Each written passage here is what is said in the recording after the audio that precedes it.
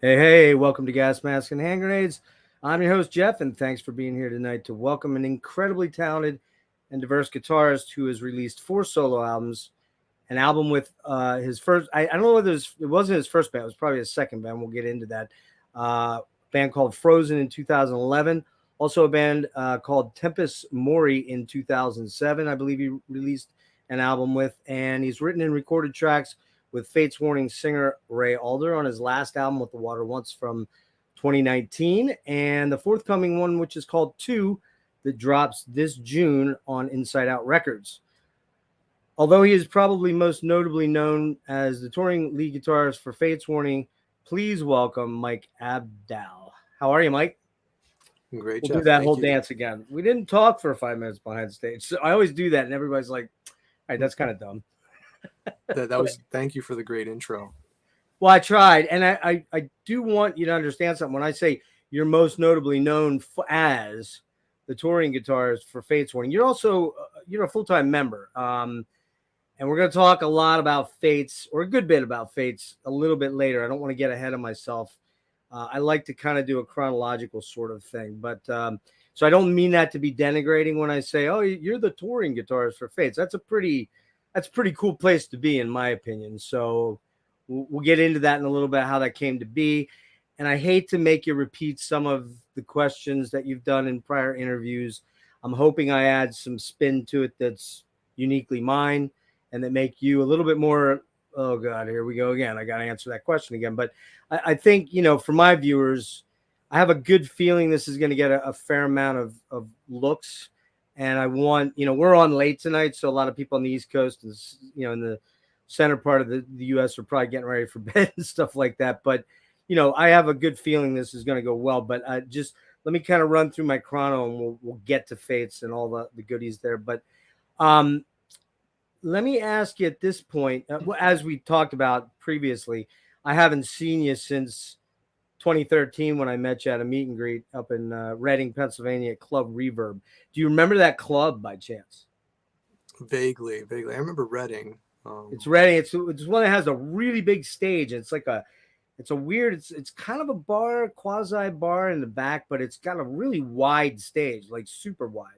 And like I Sounds familiar. remember, I've only been there once, and I was kind of like, "Oh, this is kind of unique." So I've seen a couple. No, I've been there twice. I saw Carcass there too, but um, that show was funny for a couple reasons. One, it's the only time I've ever done a meet and greet and paid for it because I get it. Bands need to find other revenue streams and stuff like that, but generally, I don't tend to be that guy too much.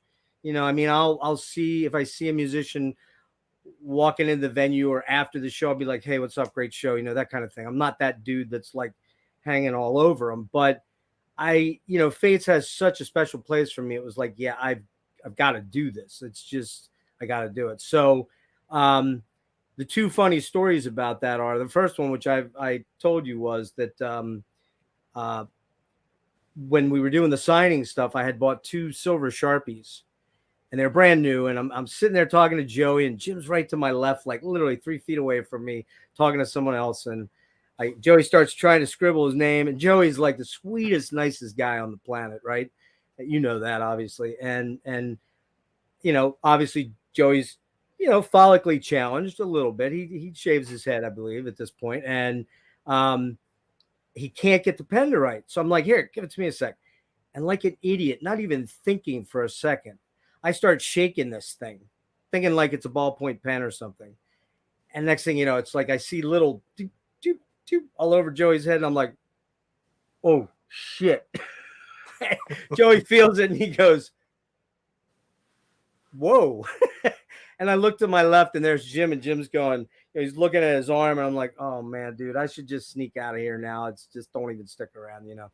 But the worst part of that was there was a guy behind Joey whose wife was back there, and apparently some of the silver got on her leather jacket. Oh, And in the Fates Warning Facebook, this is back in 13, and I really didn't do much on Facebook, but I was, I had you guys, Fates, as a friend or whatever. And I went on and said, man, this show is killer. Mike is great replacement for Frank, blah, blah, blah, blah, blah. And I get this comment from some dude saying, are you okay if I use the F word? Just asking. I'm okay. I Yeah. don't want, because I don't want any of your students or your wife or anybody like flipping out saying, boy, that guy's really disgusting. But I'm like, this guy gets on and he's like, hey, you fucking asshole, you ruined my wife's leather jacket. I'm like, what? Like, I didn't have any idea, but I knew that he knew about the silver ink thing, and it was me. I'm like, dude, I'll pay to have it dry cleaned. If that doesn't work, I'll pay to replace it. Never heard any more, but he kept bitching in the comments throughout the comments. But I gave him my address. I like an idiot. I actually put my email address and then I gave my address and I never heard from him. So that was story weird one.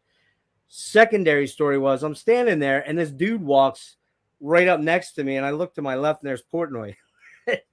And he lives in PA and doesn't live that far away.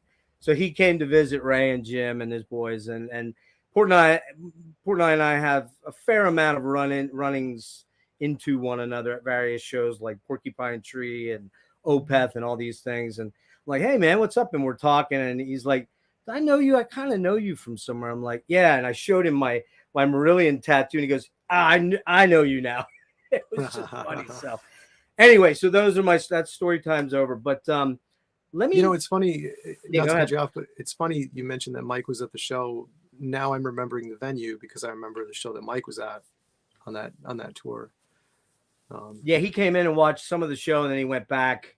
I think he came backstage to talk to you guys. The perks of being a rock star, you get to walk backstage at your friends' shows and stuff like that. So yeah. Real quick, one last funny story with Mike. Marillion, you're familiar with Marillion? Do you know the name? Yeah, absolutely. Okay, yeah. So Marillion hadn't toured the U.S. in years, and I think it was for Marbles. So would that have been like 06, 05, 06, somewhere in that range? I think somewhere 4. I don't know. They played the TLA. I don't know if you're familiar, if you guys have played there, TLA in Philly. And no, I haven't. Okay. So the TLA has like a bar off to, if you're on the stage facing out, off to the right is this upper tier bar sort of thing, right? And I didn't know this, but I got there kind of late to the show and I'm trying to find a spot. It was super packed, and I climbed up on into the bar section, and I went back to the back wall to kind of lean against the wall. And I start to lean back, and I'm like, whoa, and I almost fall in. There was a curtain there, which went to the backstage, which I didn't know. So I'm kind of standing there, I'm watching the show, right hand over my heart, swear to God this happened. Mike walks in, Portnoy walks in with a buddy of his, walks up to me, stops, fishes in his back pocket, pulls out his license and hands me his license. And I'm like, dude, I know who you are. You're Mike Portnoy. We've met. And he's like, oh, you're not the bouncer or this? I'm like, look at me. I'm 5'8", dude. Come on, seriously? So lots of funny Mike Portnoy stories. I got to get him on one of these days. But let's get to you, man. Let's talk about you, because that's what this is all about. And I want to thank you, first of all, for doing this relatively quickly. I want to thank you for doing it at all, period. And I hope it's an enjoyable experience for you, and I'll shut up. Tell me about your first memories of music and how that early exposure, may have affected you. And if you have any specific sort of special memories of artists or bands or songs associated with those things, maybe family camping trips or things like that. And I'll just give you a reference for me, coming up, I was born in 66. So I'm a 70s kid. Right. And, for me, it was Bridge Over Troubled Water by Simon and Garfunkel. It was Carole King, Tapestry. It was Rockabye Sweet Baby James Taylor. And the biggest one that I remember, first one, Beethoven's Fifth Symphony, that dun, dun, dun, dun, from my dad, was a classical guy. So not a lot of metal or hard rock or Sabbath or, Yes or anything in there. That came a few years later. But then, of course, Kiss was the big gateway drug for me. So I kind of want to hear you talk about your experiences as a young kid and then how those experiences informed you moving forward as a preteen, teen, etc. Yeah, so Michael Jackson's Thriller record was the first, and I had a tape that my meme made for me. It was I guess I don't know if she played it on vinyl or whatever, and she like put all the songs onto cassette tape and actually narrated it for me, like between the songs, like, and this is this song and this is the song, whatever. And so yeah, I'd listen to that before going to bed as a kid, and Beat It was always like the track the favorite track, you know, and to me, that's what guitar sounds like, you know. So And now it sounds. we're talking Thriller, right? We're talking Thriller. We're talking Steve Lukather and Eddie Van Halen. Oh, You know, Steve Lukather, but sick. yeah, I mean, they were the guys on that track, and you know, that whole sound. Yeah, I didn't know who those guys were at that time, and now you know, guitar to me is a lot more than just that. But that was like pretty strong message from early on. Like, this is killer, you know. This is How old killer are you guitar there? playing. I'm How sorry. old? How old are Oh, you? it was the '80s. I was born in '83, and you know, it was the '80s. Well, that's the year it came out, 83. Yeah, yeah. I don't know when she gave me the mixtape, but I was, you know, I was too young to know who those Right. guys. I knew who Michael Jackson was, you know, but Of course. yeah, I love that record. I love his whole Oh, catalog. You dude, know, one of the most amazing musicians ever. I mean, that album Thriller, and even the one before it, with Starting Something and, you know, Off the Wall, I guess it is, right? I mean, God, the musicianship. Quincy Jones, I mean, what more do you need to say? He had Procaro and Page and all those guys from Toto were all over that stuff. And you're right, it's just stunning writing, stunning arrangements, the whole nine yards. And then there's Luke and Eddie. I mean, does it get a whole lot better than that?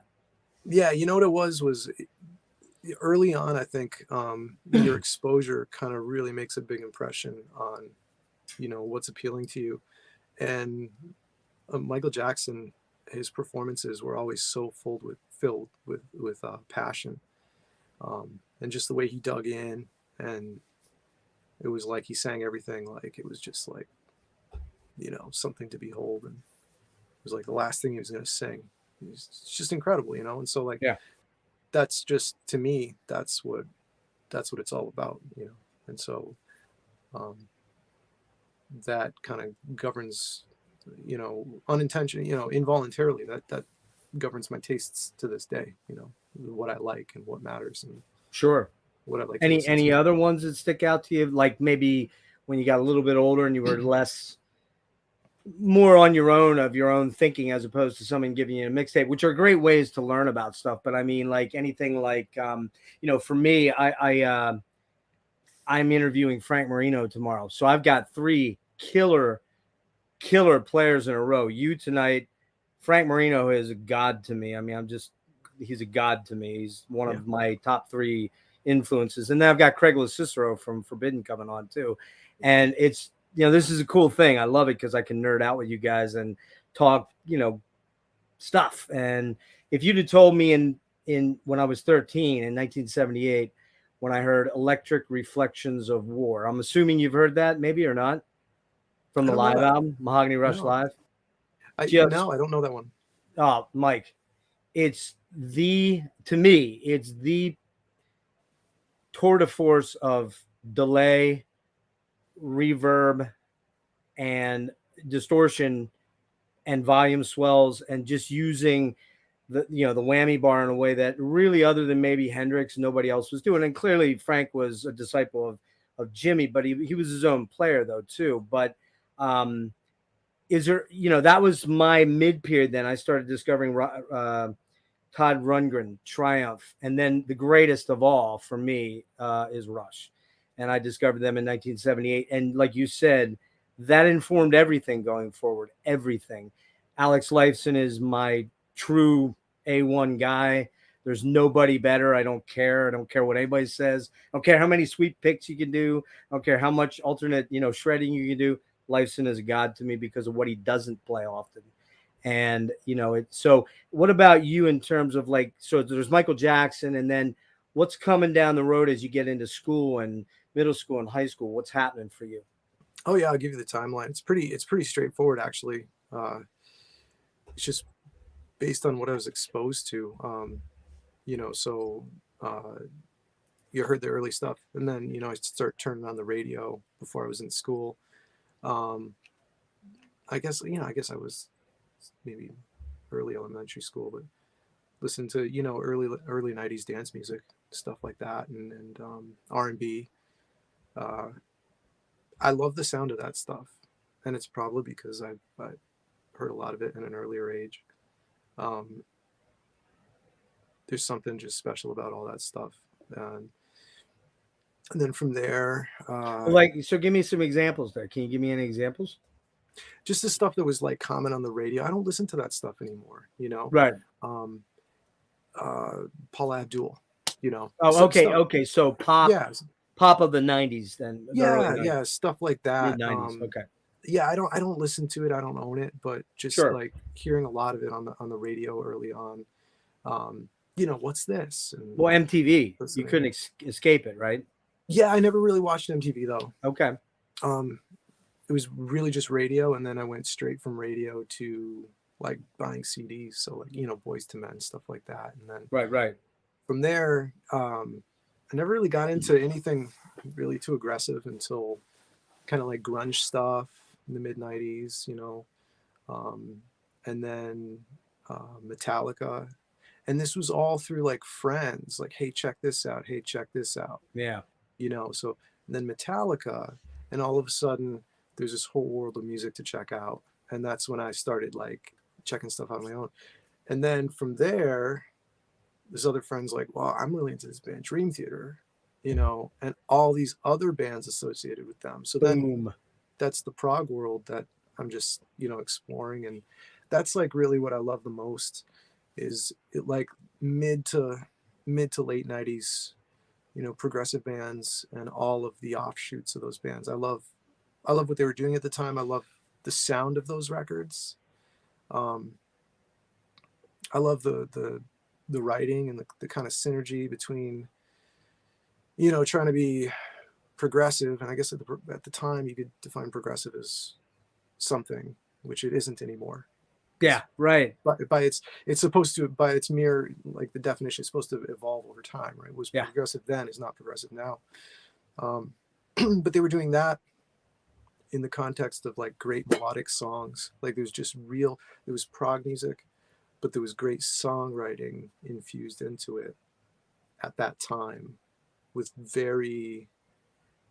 just the way that people were making records then. I love the sound of them, you know.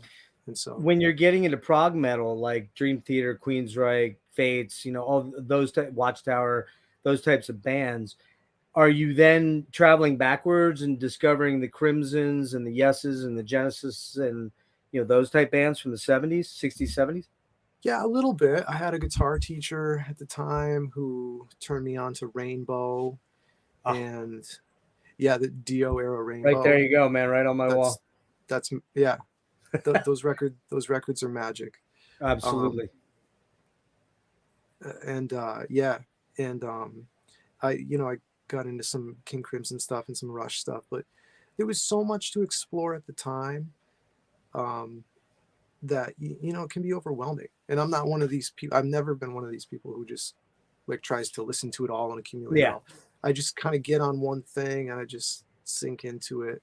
Yeah, and you start just going backwards or forward in the discography. And I mean, if I really like a band, I'll do that. But I just kind of sink into the music I like, and then when I'm ready to explore something else, or if something else is on my radar, I go there. You know. So, do you know this? Do you know this album? Oh, let's see if I can see. Sorry, I'm not sure I can see it. Crimson Glory, Transcendence. Okay. Yes, okay. Now that you say it, I see the outline. That's another one that I missed throwing in there. One of the greatest albums ever made, in my opinion, from the prog power metal sort of thing. You know, I mean, and like you said, Rainbow with Rising. Rising is probably a number 1 or number 2 album for me. It's just perfect for me. You know what I mean? It's just one of those albums. Yeah. Okay, so let me ask you this then. Was guitar your first instrument? I don't think it was. I believe maybe piano might have been, right? Yeah. Did I mention that? Did you come across that? No, I'm sneaking that in like I didn't listen to other interviews. Oh, you're very well researched. So you just wait, it gets better. Yeah. So like my mom had me taking piano lessons at an early age. That was cool. And then it was in middle school and I wanted to start a band, and there were no wait. I liked playing drums, I was doing some drums. I was playing drums, but I wanted to start a band, and there were no guitar players that I knew, which is totally bizarre because it That's should be totally the opposite. bizarre. Yeah, it should be the opposite. So then I Yeah. started playing guitar because I wanted to, you know, be in a band.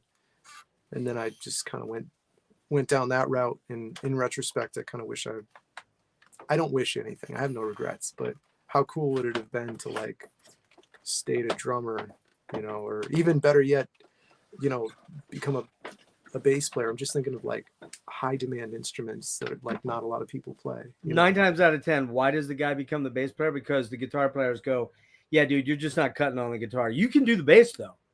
You know, I don't know. I guess. I mean, I love playing bass so much. I kind so of do wish. I. I kind of wish I was a bass player in a band these days because I play bass on all my records. Well, most of my records I play bass on, and I love. It's so much more than just low end. You know, it's Yeah, well, there's awesome. there's a visceral rhythm aspect to playing, especially if you're using, you know, finger style, which I can do both. I can do a little bit of both, but I'm actually better finger style picker or bass player than I am a picker. I get to doing too much down picking when I'm playing bass with a pick, so I'm forced to think outside the box a little bit. And you're right though, but I mean, you know, you could have been right there with Grohl. How many drummers actually become the lead guy or something like that? Not that Grohl's on your level as far as, you know, the playing ability. Not, and again, I hate to compare people, but it's what we do. It's kind of what we do, right? You know, it's like, oh, that guy's like that guy, and that guy sounds like that guy, and he does like that. But it kind of is what it is. So you can actually play drums, keys, bass, anything else? Yeah, I mean, let's not flatter me. You know, I can play a beat on the drums these days. Yeah. Keys, better than me. You know, if I don't know. I'm keys, terrible. if I practice, I can play piano. I don't have a repertoire or anything, but I play keys on my records. And I play bass. I love playing bass. I play bass on my records. But my main instrument is guitar, you know. So. And you're very good at it. So you got a couple people saying hi. Eric Brown, Dina S. They're all saying hello. Thanks, Lynn. Thank you guys for stopping out, and thank you for posting this too. I appreciate that. I've done some pretty killer interviews, and I'm like, why didn't they post these on their socials? And I'm like, maybe they don't like the F word, but I'm trying. I'm gonna watch. I'm gonna try hard not to say it too often, but I guarantee it'll slip out a couple times. So your first instrument was piano, and did you continue it all through the years? Did you kind of give up the piano lessons when the guitar came in and the drums came in, and you just kept your chops up here and there when there was a keyboard around or something? Yeah, I just went from one to the other. There wasn't any overlap until I went to college, and there I did guitar. It was my main instrument, but I took some piano lessons with the teacher there, Jim Mays in Holyoke, and he's wonderful.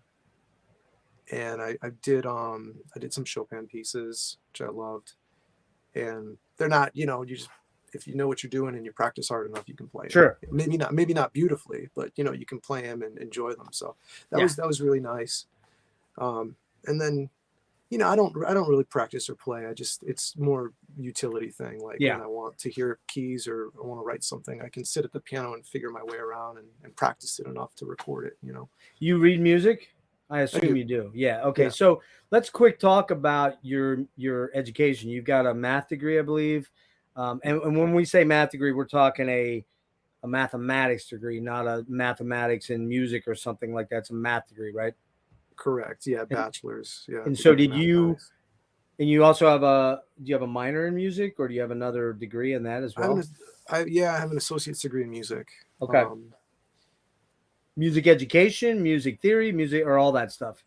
Just music performance, and it wasn't education focused at all. It was theory. I was just a few courses shy of a bachelor's in music, because when I was doing my mathematics degree, I was taking more music courses in the music department at that school, form and analysis and all that stuff. gentleman by the name of Alan Taylor was wonderful theory teacher there. This is in Westfield, Mass. I'm Okay. dropping names nobody knows unless Yeah, they yeah, know right. what But schools, no, but they I, may watch it at some point. That's cool. yeah, I have affection for these people, so I feel like That's great. it's endearing, you know, to mention their names. So That's great.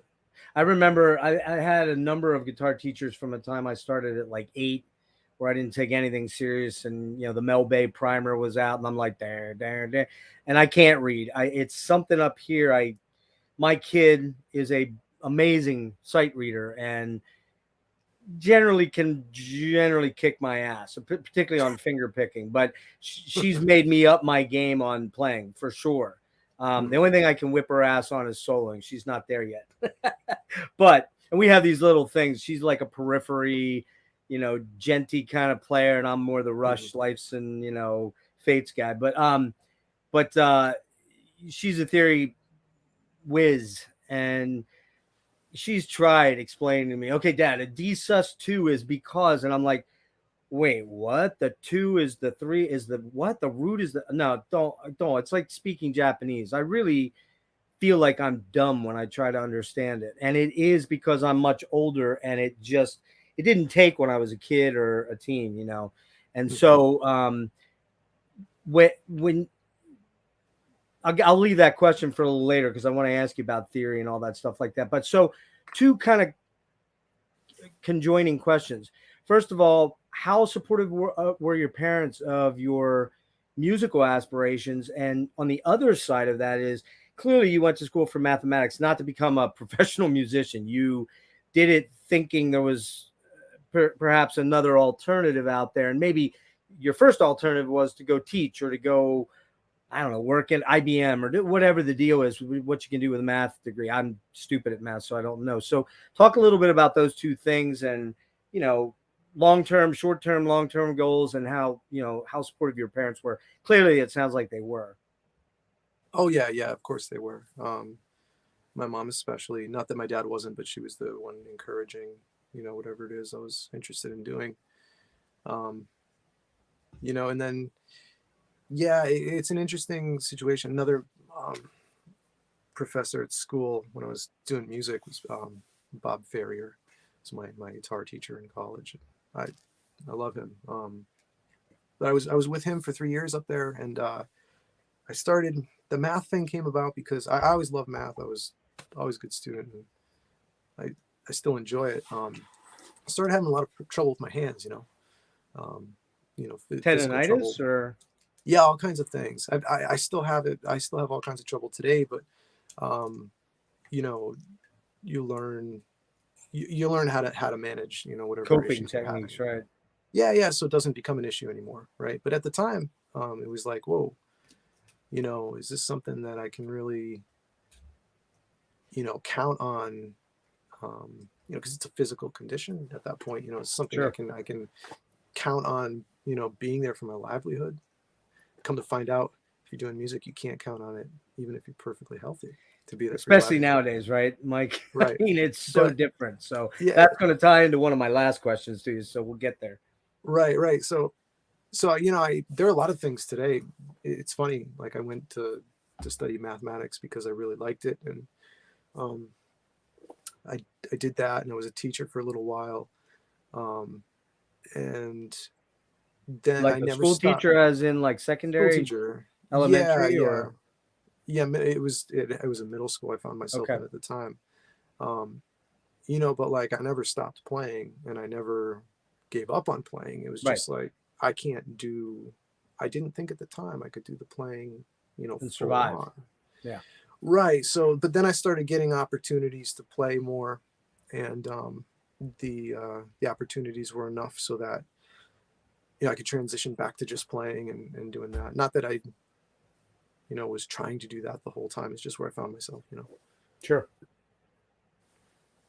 Let me ask you this. I hear. Please take this. This is a compliment, okay? So please take it as such. But I hear Vai, I hear Satriani, I hear Petrucci, I hear Yngwie, I hear Gambale, I hear Lane, I hear a lot of killer players in your style, but it's very much your style. I mean, and I want you to tell me some of the very earliest influences once you kind of got into the heavier music, more, shall we say, the metal or hard rock sphere of things. What guitar players are really standing out? We already talked about Eddie, you know, which you can mention him again because I think he's a big one in your hierarchy. But we talked about Luke. I mean, what other guys are in there in that stew of Mike Abdow's playing? Would you say? Well, that's a huge compliment for you. Thank you very much. But yeah. So the important players. It's funny, you know. We mentioned. I think I have incredible respect for Steve Lukather, and I watch him play and I'm inspired. But over the years, I haven't listened to him enough to maybe, you know, have it be a direct influence necessarily. You know. Sure. And it's funny because I thought a lot about, you know, there are like direct influences and then there are a lot of indirect influences. Yes. You know, I've had people tell me that they hear so and so player in my playing, and it's like, you know, I don't know any of their music, but I know that some of the players I really like that player, and so it's just, you know, it ends up finding its way to you somehow. The Yngwie thing, and I love Yngwie. I love early Yngwie records. I never ever tried to do what he does, you know. Never tried to learn anything, that any of his tracks or any of his songs. Yeah. No. How about that? They sound. He's incredible, and his especially like his early records I love so much. But I never tried to do that sort of thing or practice to be like that, you know. I just hear it a little bit in your alternate picking sweeps yeah. sometimes that you do. I hear a little bit, and when I say alternate sweeps, I'm talking about your alternate picking where you go into a sweep, and there's some similarities there, and tonalities, a little bit of tonalities there, but it's not a direct, you know. And let's be honest, Yngwie to me stole pretty much everything from Uli John Roth, and Well, you there know, you go. Frank Marino a little bit. That's you're showing you're showing the progression perfectly. I mean, Right. You got Uli and then Yngwie, and just put Richie Blackmore in the mix too. Oh, Richie, very and early then, on, sure. Yeah, and then Yngwie, and then I'm a big Tony McAlpine fan. And Vinnie Moore too, and you hear those guys and you can just hear it all, you know, kind of progress. And so I'm like, you know, 4 times removed from the direct influence of Yngwie, but it's all the players I like listen to other players who listen to those guys, and it's just how it works, you know. Yeah, so. And you got some Gilbert in you too, who Gilbert's like second removed or third removed. And then there's another guy, and I don't know if you've ever heard this album, but have you ever heard of Michael Lee Firkins? Oh yeah. I've heard some of his music is really impressive. I'm telling you, Mike, listen to his first solo album. You've got a vibe from him too. There's, and again, these are compliments. These are not, oh, you're just a hack, you're doing what they do. That's not, you know, at all what I'm saying. I mean, oh no, I don't take it like that. You know, you listen to Nuno's latest shit is like mind fucking blowing. Yeah. I mean, that new solo is like, what Isn't it? is he doing there? That's not even, I mean, when Rick Beato can't figure that out, you're good. You know what I mean? You're real good. Because Rick Beato tried to figure it out and he didn't have it right. But long story short, Nuno is Eddie. Eddie is all over Nuno, but it's not him. You know what I mean? He's got Eddie's swing, he's got Eddie's rhythm, and he's got the tapping shit, but he's got Nuno. He's Nuno, man. You know, it's like Cantrell's Cantrell and Jim Matheos is Jim Matheos. So you know what I mean? Like, I don't want you in any way, shape, or form walking away from this interview going, man, that dude just said I don't have any. You have your own style for sure, but it's a mixture. It's a bitch's brew, so to speak. You know. Well, that's what everything is. Even the really unique players that we love, we're fascinated to hear who influenced them, because it's like we think they're our favorite players. So it's like, sure, you know, who are their favorite players? And you realize it's just a big soup, and it's all those influences they put together in their own way that it's what you love about them, you know. There's one guy though that I think really stands out above all other guitar players. I'll see if you can guess who it is. That, in my opinion, has a style so unique, so different. he's from another planet. That's a hint right there. You know who I'm talking about? Was Jeff Beck? I was thinking Holdsworth. It's I agree on Beck. I think Beck's feel is unique, but he also has a lot of blues in there. I think Holdsworth was just some other planet. The dude was just so out there. Yeah. I mean, I agree with you 100%. But I don't disagree with Beck either. So there's two guys. There we go. Yeah. I think the yeah. If I didn't say Jeff, I probably would have said Alan. But there you go. I think I've just got a soft spot for Jeff. So. Oh, we all do, man. I mean, that the guy had such a unique. His phrasing was his. No one else could or can do that. It's just, it's who he is. Just listen to People Get Ready, man. That solo is just, or anything off Truth or Beck Ola. It's so unique and so different. And my favorite record that nobody ever talks about is There and Back. I love that funky, spacey, jazzy, fusiony thing that he was doing on There and Back. So good. The Pump. What a song.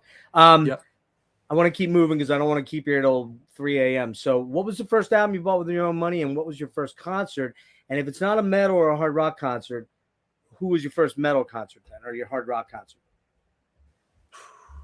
Jeez, I don't remember the concert. This is something that everybody remembers, right? You're supposed to remember. I was gonna say, Mike, you're only 39. Come on, man. Yeah, I don't remember, and I didn't go to a ton of concerts over the years. First record I bought with my own money was Boyz II Men 2 on cassette. No way. So, no way. Were you an NSYNC guy? No. Okay. Right. No, it's different. It's different. Well, Boyz II Men was they were R&B based, whereas the Backstreet and those guys were fluff pop, I guess you'd call it. Yeah, I mean, stylistically, it was totally different to my ears, and at the time, you're a young kid, so I'm just like, I'm buying what I hear on the radio that I like. I'm in sync. That stuff wasn't even out yet. I don't think at least, but and if it was, I was at a different point as a kid where I wouldn't have liked it.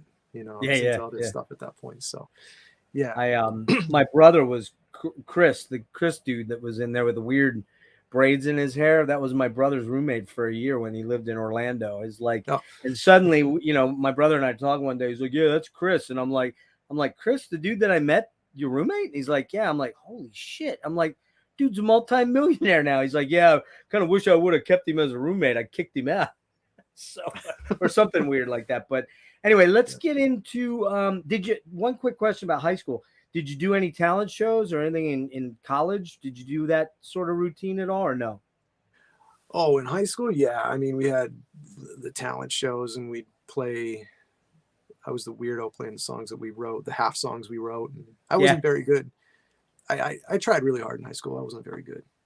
When I a player, you mean, or as a player? Yeah. Okay. I mean, high school. I don't know. Some people are they just have it, from a young age. For me, I didn't really immerse myself in everything until I had graduated from high school. Okay.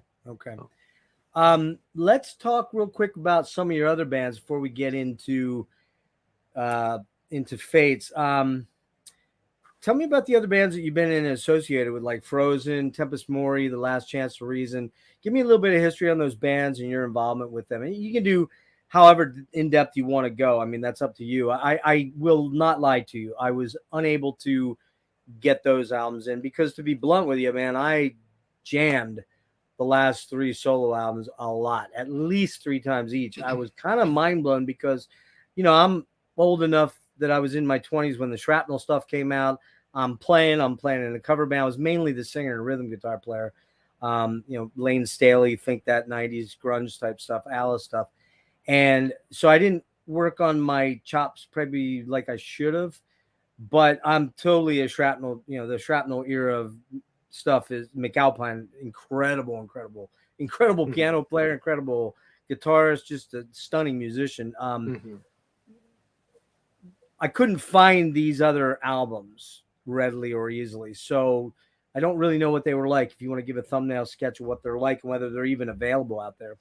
Yeah, of course, of course. The so start from the beginning. So I grew up in Western Massachusetts, um, the home of like the birth of metalcore. You know, was out of Ah, here. So like, yes. you know, when I was in college, I had some friends that were playing in Tempus Mori, and you know, at the time, the first Killswitch Engage record had come out. Um, Shadows Fall had at least 2 records, I think, at the time. I don't remember where they were, but All That Remains was doing their thing on Earth, and we were just playing in metal bands, playing, you know, that style of and just idolizing those bands. You know, um, they're incredible. They all came from this area. So that's kind of what Tempest Mori was like. It was like that approach to, you know, metal. It's like melodic thrash metal. You know, Right. we were. I always was gravitated towards the Shadows Fall stuff because it was a little bit more. It was a little bit more thrashy. Yeah, it was a little more musically diverse too, in a way. I mean, it was streamlined, but I mean, that's Jason Bittner was in there, right? Yeah. Yep. And who's Jason the singer? Bittner. What's the guy with the long dreads? Brian Fair. Brian Yep. Fair.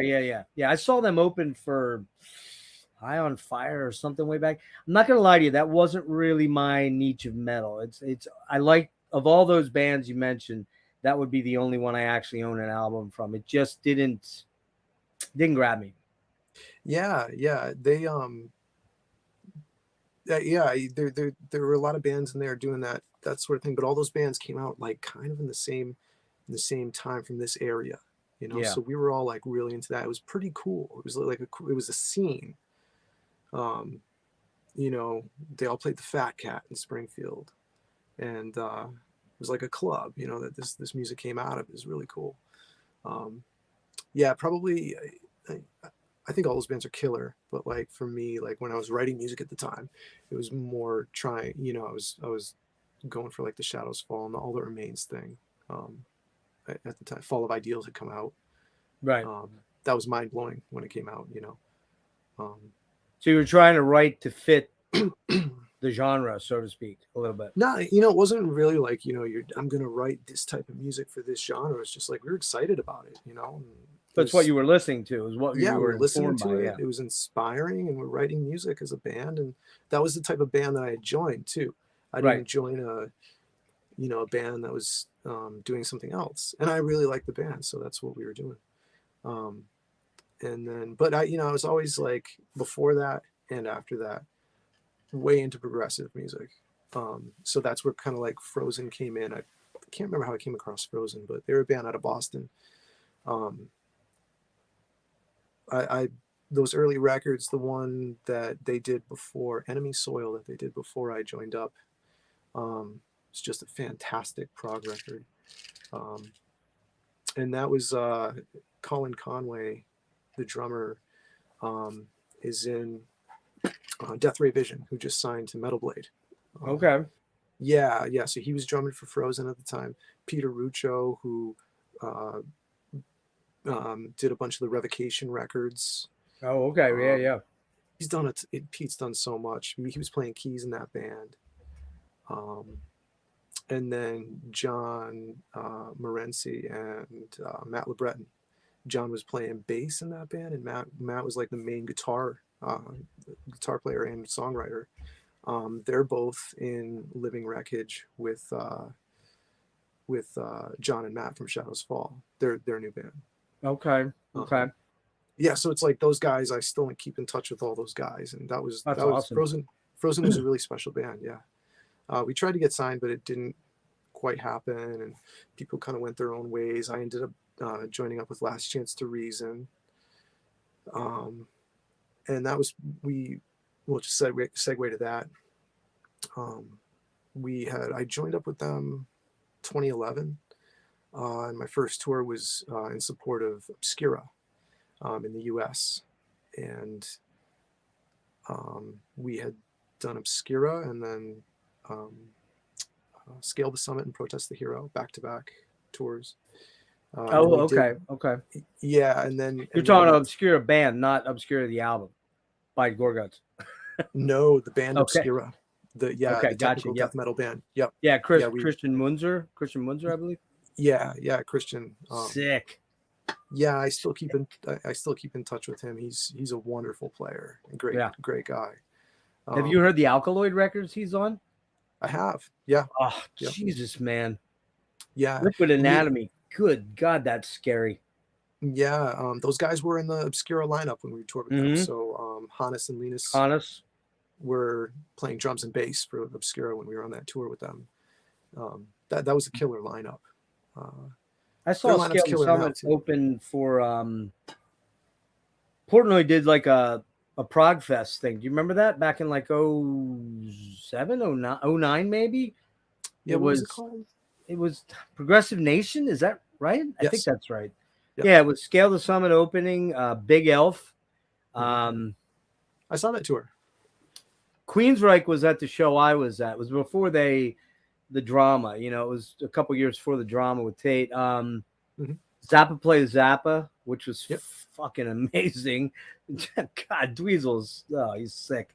And who else was on there? There was one other big band on there. I can't, and of course Dream Theater. But yeah, I did Scale the Summit. I don't know if they're even around anymore. It's been a while. They are. Are they? Okay. Yeah, I kind of lost track of what they were doing, but I know they're still doing it. Well, with these bands, are you now transitioning from 6 to 7, or had you always been with 7, or when did that take place? Oh yeah, so I've been playing 7 strings since I was in college. Okay. And yeah, when I did the Tempus Mori thing, they didn't use 7 strings, which is fine. It was like that whole sound was like a drop C thing. Right. And then with Frozen, we used 7 strings, standard tuned 7 strings, some drop A stuff. Last Chance to Reason was all standard tuned 7 string. So excuse me, 7 strings has kind of been your thing. Yeah, it's in my opinion.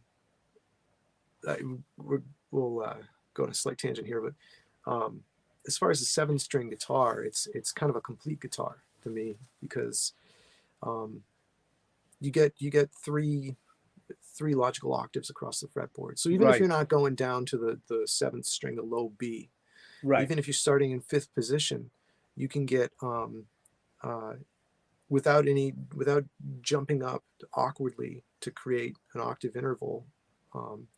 You can go across every 3 strings. You can go across the guitar and get an even octave, and that lends itself to Guthrie Govan talks about this stuff a little bit, like playing the guitar like a piano, where you see patterns in octaves and different things, much like a pianist would do going up the keyboard. 7 string lends itself to seeing the guitar like that. 6 string is a little bit more abstract. But as soon as you put that 7th string on, it kind of caps it from string 7 to 1. It's like, oh, this is just perfect. This is kind of what guitar wants to be, right? Now, did you started on a 6 though, right? But you transitioned to 7 quickly, or what? Yeah, I had a teacher. I had a teacher when I was in college. I was doing the college thing, and I was also taking lessons from a teacher, Tom Capito, who turned me on to 7 string, and his thing was like he was totally into the shred stuff, and he helped me get a lot of that stuff together. But he was like a 7 string rhythm player, and so to me that was super fascinating, and it's like something more interesting to explore. And then I got into it from there, and it's not like a desire to play lower, or like I never was like, oh, let me check out an 8 string or whatever. No, it's just that extended range. Yeah, like when I kind of just stopped at 7, and I'm like, this is kind of the range guitar lives in that I like. Not that it can go lower. I'm not, saying anything about lower tunes or anything. But it's just, for me, it was like very complete and nice, and fit on. I don't have giant hands, so it fit under my hands nice. And see, that's my problem. I have tiny little stubby fingers, so I struggle badly with 7. My kid has a beautiful Kiesel that is custom built and everything, and I just get on it, and I feel like I literally feel lost. I not lost, but I'm just like, what the hell am I doing here?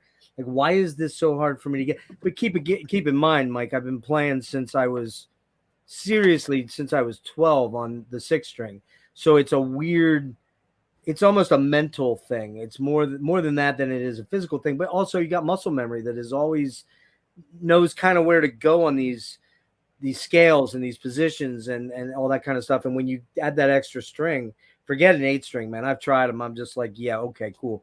Not for me at all. I just don't get it. But the guys that do it are stunning. And like yourself, I mean, it's its own little niche of thing, you know what I mean? And, you know, clearly Petrucci added it in for the Awake album, and it meant a much grittier, dare I say, heavier low end, clearly, but it just allowed John a lot more, I think, polyrhythmic sort of stuff that he could do down there with you know, his crazy ass and amazing playing. But I always wondered that, like, I don't get why I can't get it, because again, my kids tried to be like, Dad, you just do this, and I'm like, I'm good, thanks. So Yeah, the important thing to remember, I've explained this to people before, because people have said, well, how do you do that? You know, I play in a cover band at home here, and I play my 7-string guitars because I love the sound of them, but I don't touch the 7th string all night. I'm playing them as if they're 6-string guitars. okay. And that's really how you think of a 7-string guitar. It's like, you just think of it as a 6-string guitar with an extended range. You know, it's not like this new beast to learn. It really isn't. It's just, I understand if you look down at it and you're like, oh, that's a little disorienting if you're used to looking at string 6 as your bass point from which you visualize the neck. Yeah, all your root notes a lot of the time, Yeah, right? that can be confusing, but you know, when you look at a normal 6-string guitar, you want to get to the point where you're not looking at string 6 as your reference point. You're just looking at the whole instrument, right? All the notes on the actual fretboard is what Yeah. You see a complete instrument, and when you look at a 7-string, it's like, it's not that intimidating because you still see the 6-string guitar. You're just adding those set of 12 notes, or, well, depending on your scale length, you're adding 18 or whatever it is. Yeah. Yeah, and there's more range, and it's so easy.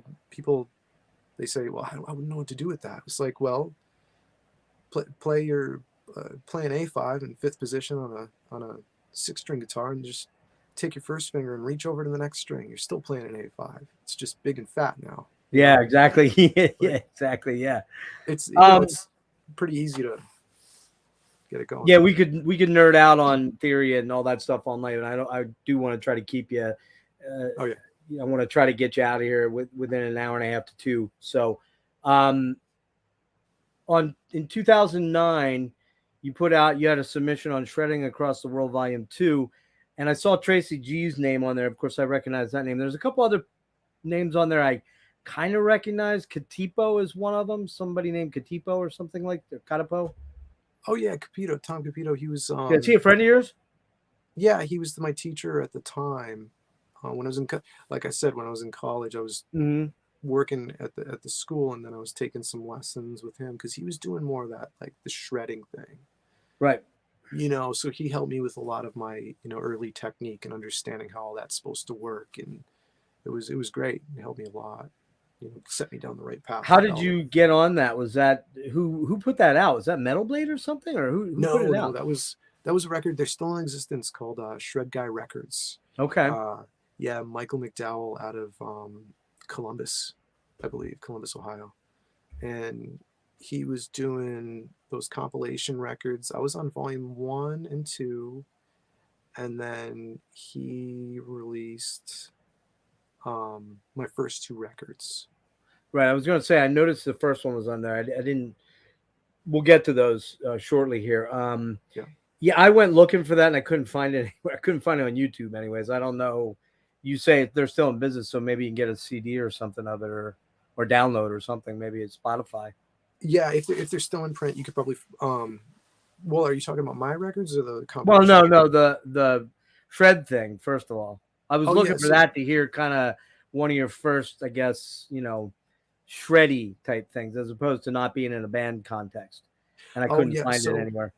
So the way that worked was Native Alien, my first record. Two of the tracks on there were on the first two compilation records. Oh, it's on there. Okay, all right. Yeah, so you yeah. pulled those. Okay, gotcha. Yeah, so those are on Native. So I heard them already then. Cool, because I did listen to Native. So, let's outside of Fates and Ray Alder, obviously, you've done some other guests. You've done quite a few guest appearances on other artists' albums back 2007. Are there any notable tracks or solos you want people to check out? You want to note in particular, that people should hear, or are you kind of like, now move on. There's other better stuff. Oh, geez. I don't really keep track of what I've done that's like in a guest capacity that, I'm like, oh, people got to hear this or whatever. I will say the most recent thing I did was last year, a band out of, everyone's from all over the place, but a band called Pyramid. Okay. Put out, that's not on I got to update my discography, but on my website. But Pyramid put out a record called Rage, and I did a ton of guests. Well, I played on every single track. I played stuff all over every track. Oh, cool. So I guess I'm kind of on that record. I'm a part of the lineup. What kind of genre would you pigeonhole them? Are they progressive or? Yeah, that's like metal. Off, like totally insane progressive metal. Not like so. Tim Owens and Harry Conklin did vocals on it. Ripper Owens. Ripper. Okay, right. Yeah, those guys sound absolutely incredible. And then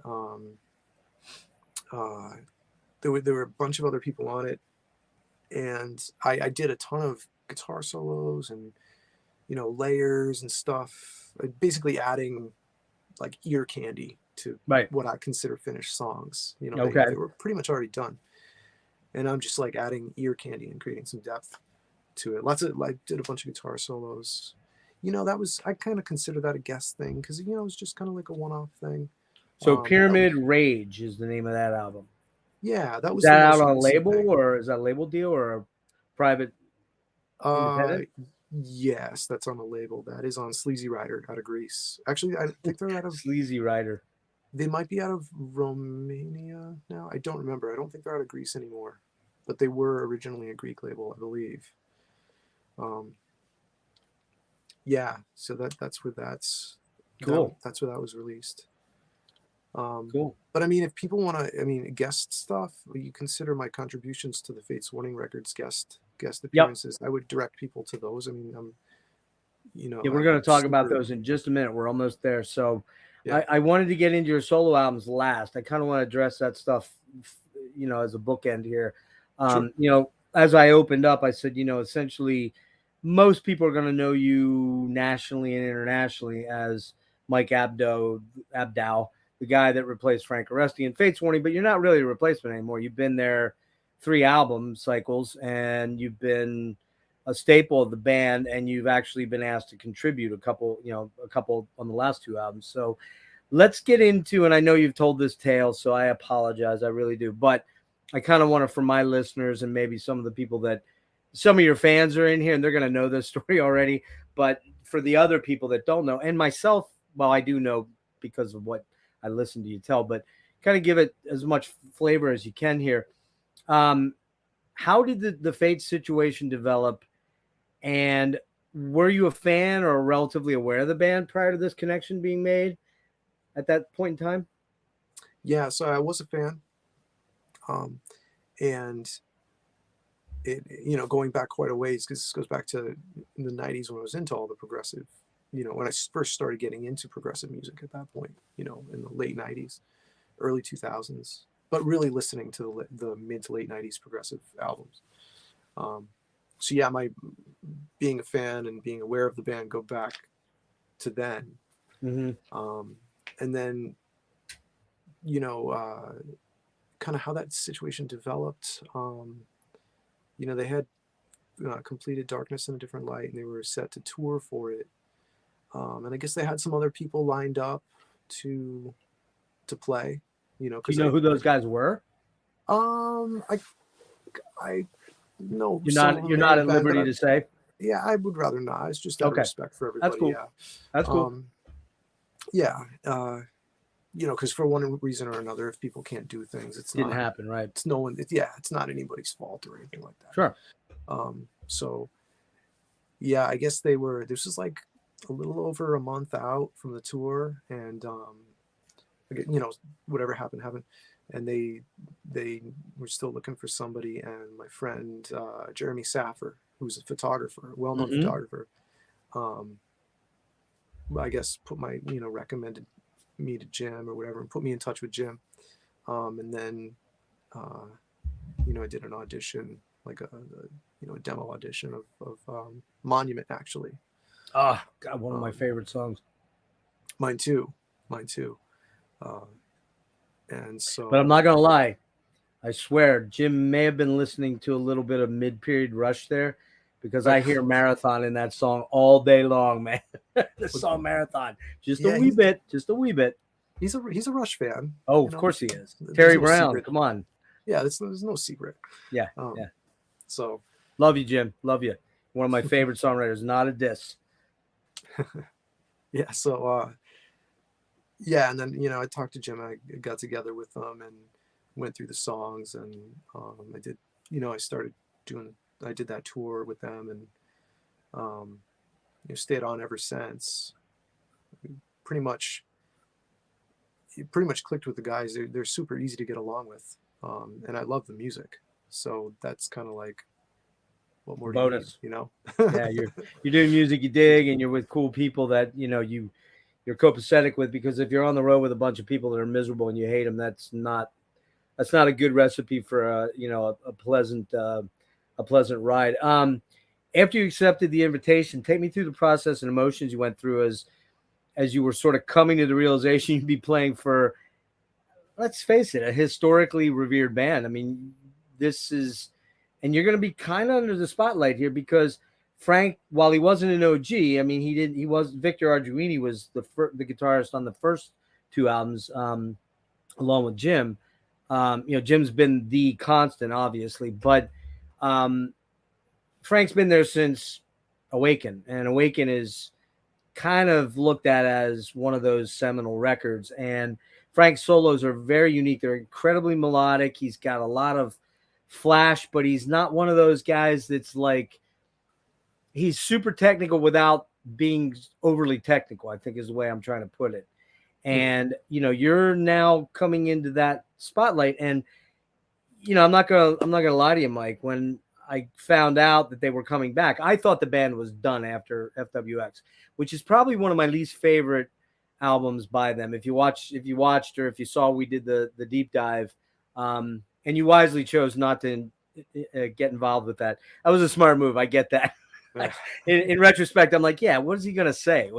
That album's shit. I don't like that album at all. Yeah. I actually love that record. I love that record. It's the one record I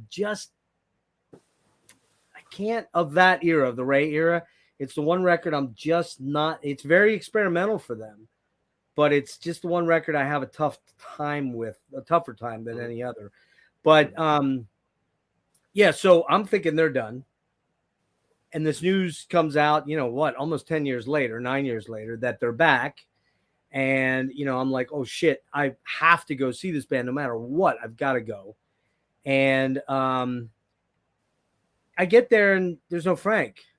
I'm like, what the fuck, man? Where's Frank at? What's going on with this? Because I knew Joe and I knew Bobby was in for quite a while, but after Zonder left. But I'm not going to lie to you, man. I was watching you the whole show. I'm like, because I'm a guitar player, so I'm that guy, I'm like, I could do that. Yeah, I could do that. I couldn't do that. But the point is that I'm watching you, and man, a couple songs I'm in, I'm like, this guy right here. Whew, okay. Like I had any reason to doubt Jim. You know what I mean? Like, because he just doesn't do anything that isn't for the band, the benefit of the band, so to speak. So, you knocked it out of the park. But what was it like going through that range of emotions, knowing you're going to replace a pretty revered member of the band? And in addition to that, I'm assuming you met Frank many times in the following bunch of years. And I'm curious what kind of support he's been, or not. How do I put this? yeah, how supportive he's been of you and your playing, and anything that offered to help you, or hey man, I do this and maybe you want to try it this way. I'm not telling you how to play it, but here's how I play that kind of stuff. Yeah. Well, there's a lot to. I know. Lot, I'm sorry. That's okay. A lot to dig into there. Let's just go backwards because you're talking about Frank. Yeah. So Frank, when I first, hooked up with Fates, I was emailing with him a little bit, and Frank is a total sweetheart, and he was like, man, I just want you to have a great time.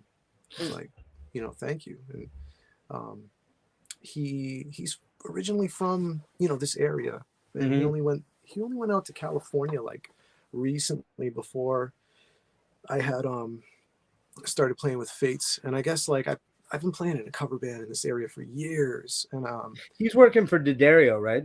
he is, yeah. Okay. But when Frank was in this area, he was coming out he had come out to see the cover band a few times. No kidding. Like, oh yeah, he was like, oh man, it was funny because like I remember you playing with this band, and then here you are, you're playing with Fates, taking my place.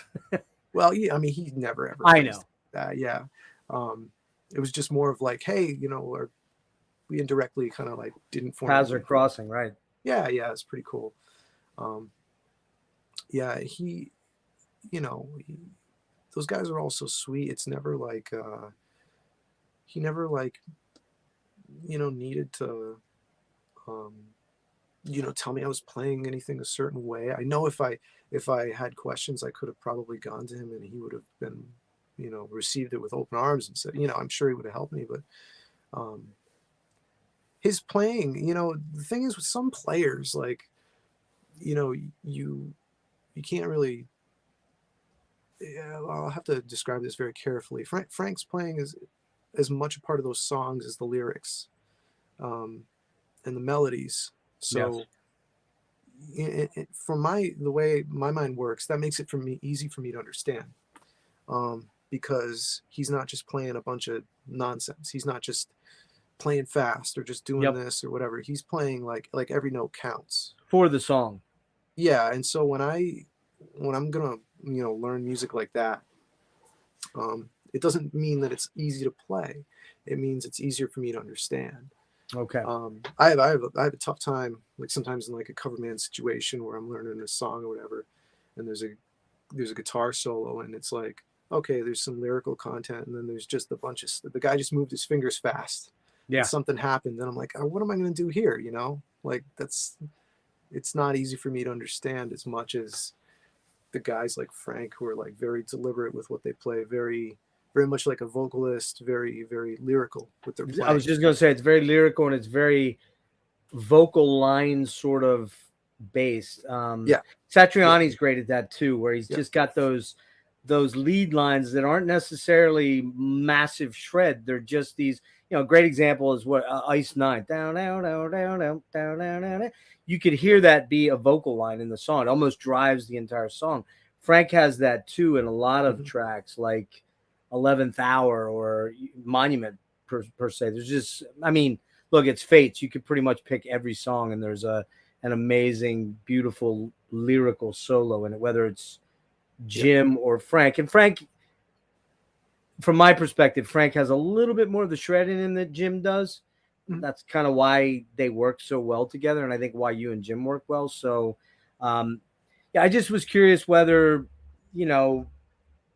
obviously he left the band. It wasn't the band saying, hey, we want you out. He decided he needed something to change course and had a stable career and all that kind of stuff. And, I think that I just wondered how he made you feel comfortable with it all.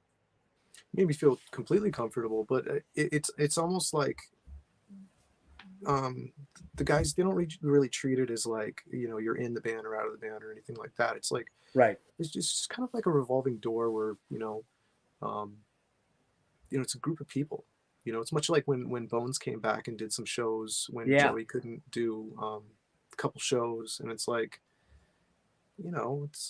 he's not in the lineup at the moment, but it's like, he played on those records. Or Zimmerman coming back to do the Awaken shows, and Yeah. Zonder coming back. I mean, it is cool that there's kind of an open door policy for the most part. I guess Victor's the only guy that I know that never really returned, but it just seems like there's a brotherhood camaraderie between everybody in the band. 100%. Yeah. And, I can't speak for like any, policy or anything like that, but I will just say, like, from my observation, it's always like when Frank wasn't touring, it was like, it's not like Frank's over here now or anything. It's just like, well, he's a part of Fates Warning, but he's got these other commitments now, and he wasn't able to tour, and so it clearly needs someone to play his parts. So it's just like where I came in. Yeah. It's kind of real loose like that, I guess. Yeah, there's never really been an acrimonious split, other than maybe the early John Arch exit, which I think obviously that got repaired because he came back, and Jim's done Arch Matheos, and he's done the Twist of Fate, and so I mean clearly that's a rarity in the music business and a rarity in a band culture that's lasted 40 some years. You just don't. Usually there's guys traveling in different buses because they hate each other, or that kind of shit, which is just bizarre to me. You're a multimillionaire and you can't get along. It's like, okay, cool. I won't name any names, but I think a lot of bands like that. So let's see here. Was there any trepidation, or lack of better word, fear about taking over for Frank and taking this position? Were you nervous? Oh yeah. So yeah, I remember you asked me about that. Yeah. So you don't really think about that stuff when you go into a situation like that. First of all, there's a lot of music to learn and not a lot of time. And it's not that I'm completely unfamiliar with all the songs, but I've never actually played one guitar necessarily. Yeah. There's solos and all this stuff, so you kind of go straight into work mode, and you're all business. It's not like you have a lot of time to think, oh, I'm gonna be doing this, or I'm gonna be playing here. It's like, oh man, I get the chance to play this killer music with these amazing musicians, and I'm gonna, I'm just gonna sink into this as hard as I can, and that's what you do, and you keep doing that right through the tour, So, like you said, the people standing in the crowd like this, listening to what you do, and it's like I don't see those people. No offense, but I don't see that. I don't feel that. Right. I'm just in the moment with. You're focused on what you got to accomplish. Yeah. I'm in the moment with my band on stage. That's what I do. No matter what stage I'm on, or what band I'm playing with, like, small corner stage in a club, or, we played in 2017. Fates played Vakken. It was like, I'm just on a stage with my band, like being inspired, playing music I love, and connecting with people I love, so it doesn't really matter what's going on in the crowd. Some, you hear some musicians are like, they feed off the crowd and all this stuff. Like, it's nice to acknowledge the crowd, and you get some like healthy energy from that. But at the end of the day, like, the crowd, you want to give the crowd something that they came to see, which hopefully is being inspired and communicating with other musicians and making something special happen on stage. So that was always my focus. So, like, there wasn't really a lot of room to be nervous, but even though I was, like, that's that first show, you got a little bit of the butterflies going out, or no? Well, there was a problem with the first show. Oh shit! So, really? Yeah. Okay, this is great, because I was going to ask you, are there any horror stories? So you're going to let me know one now. Yeah, it's worst mistake I ever made. We played my first show with Fates was Prague Power in Europe. Oh shit! In Atlanta. 2013 in Europe. I think it was either Netherlands or Germany. I don't remember exactly. Yeah, it was in the Netherlands, I think. Yeah, I think it was Netherlands. Yeah. Yeah, and I played really well. The entire show. And I couldn't hear so well. It's not an excuse, but this is actually what happened. Like, I was getting a lot of bass, and sometimes when you get a lot of bass just on the stage. In ears or monitors? No, I've never used in ears. Okay. Monitors, yeah. Okay. But sometimes when you get a lot of bass on stage, pitch gets a little strange. You can't Weird, hear wonky. frequency can overpower your sense of pitch sometimes. So I remember we got to I think it was Point of View, and I played the bridge during the second verse. Oh shit. And I played the rest of the show absolutely killer. And I made that like pretty obvious mistake. Yeah. Like it's going on for a while. It's like not a few notes. It's like, okay, what's going And you're on here? hearing like, what the hell? What's this 8 measures of nonsense? Yeah. Right. Who's looking at you most, Ray or Jim or Joey? They're not like that. They Oh, they're not. Okay. No, they weren't. I mean, they knew something was going on. Sure. But they're not like that. They're not going to chastise their band members on stage. And even after the show, they were making me feel better about it. I was like, I'm so sorry. You know, I messed so this up. is after you've done the U.S. tour first, right? Or was it before that? This is show number 1. Oh, that was show number 1. Yep. Oh shit, dude. Yep. Show number 1. I've never made a mistake that bad before or since. Not even close. And they were like, after the show, I was like apologizing to them. They were like, dude, don't worry, it's not a big deal, and all this stuff. They were so nice, making me feel better about it. But yeah, I couldn't wait to play the next show to get it right, just to like erase that mistake from my, But and there was some guy after the show who was talking to everybody. He came up to me. He goes, "Yeah, you're okay, but everybody heard those mistakes. You're not." Yeah, it had to point it out to you, right? Yeah, the mistakes and this and that. And I'm just like, all right, dude. Hey, you're the new guy, but you fucked up. Just you keep that in mind, right? Yeah, I was like, dude, I thank you. I didn't notice that everybody didn't. I didn't notice that everybody noticed that was so as horrible as it was, But whatever. So I look back on that fondly because it was like, that's awesome. I'll never forget that.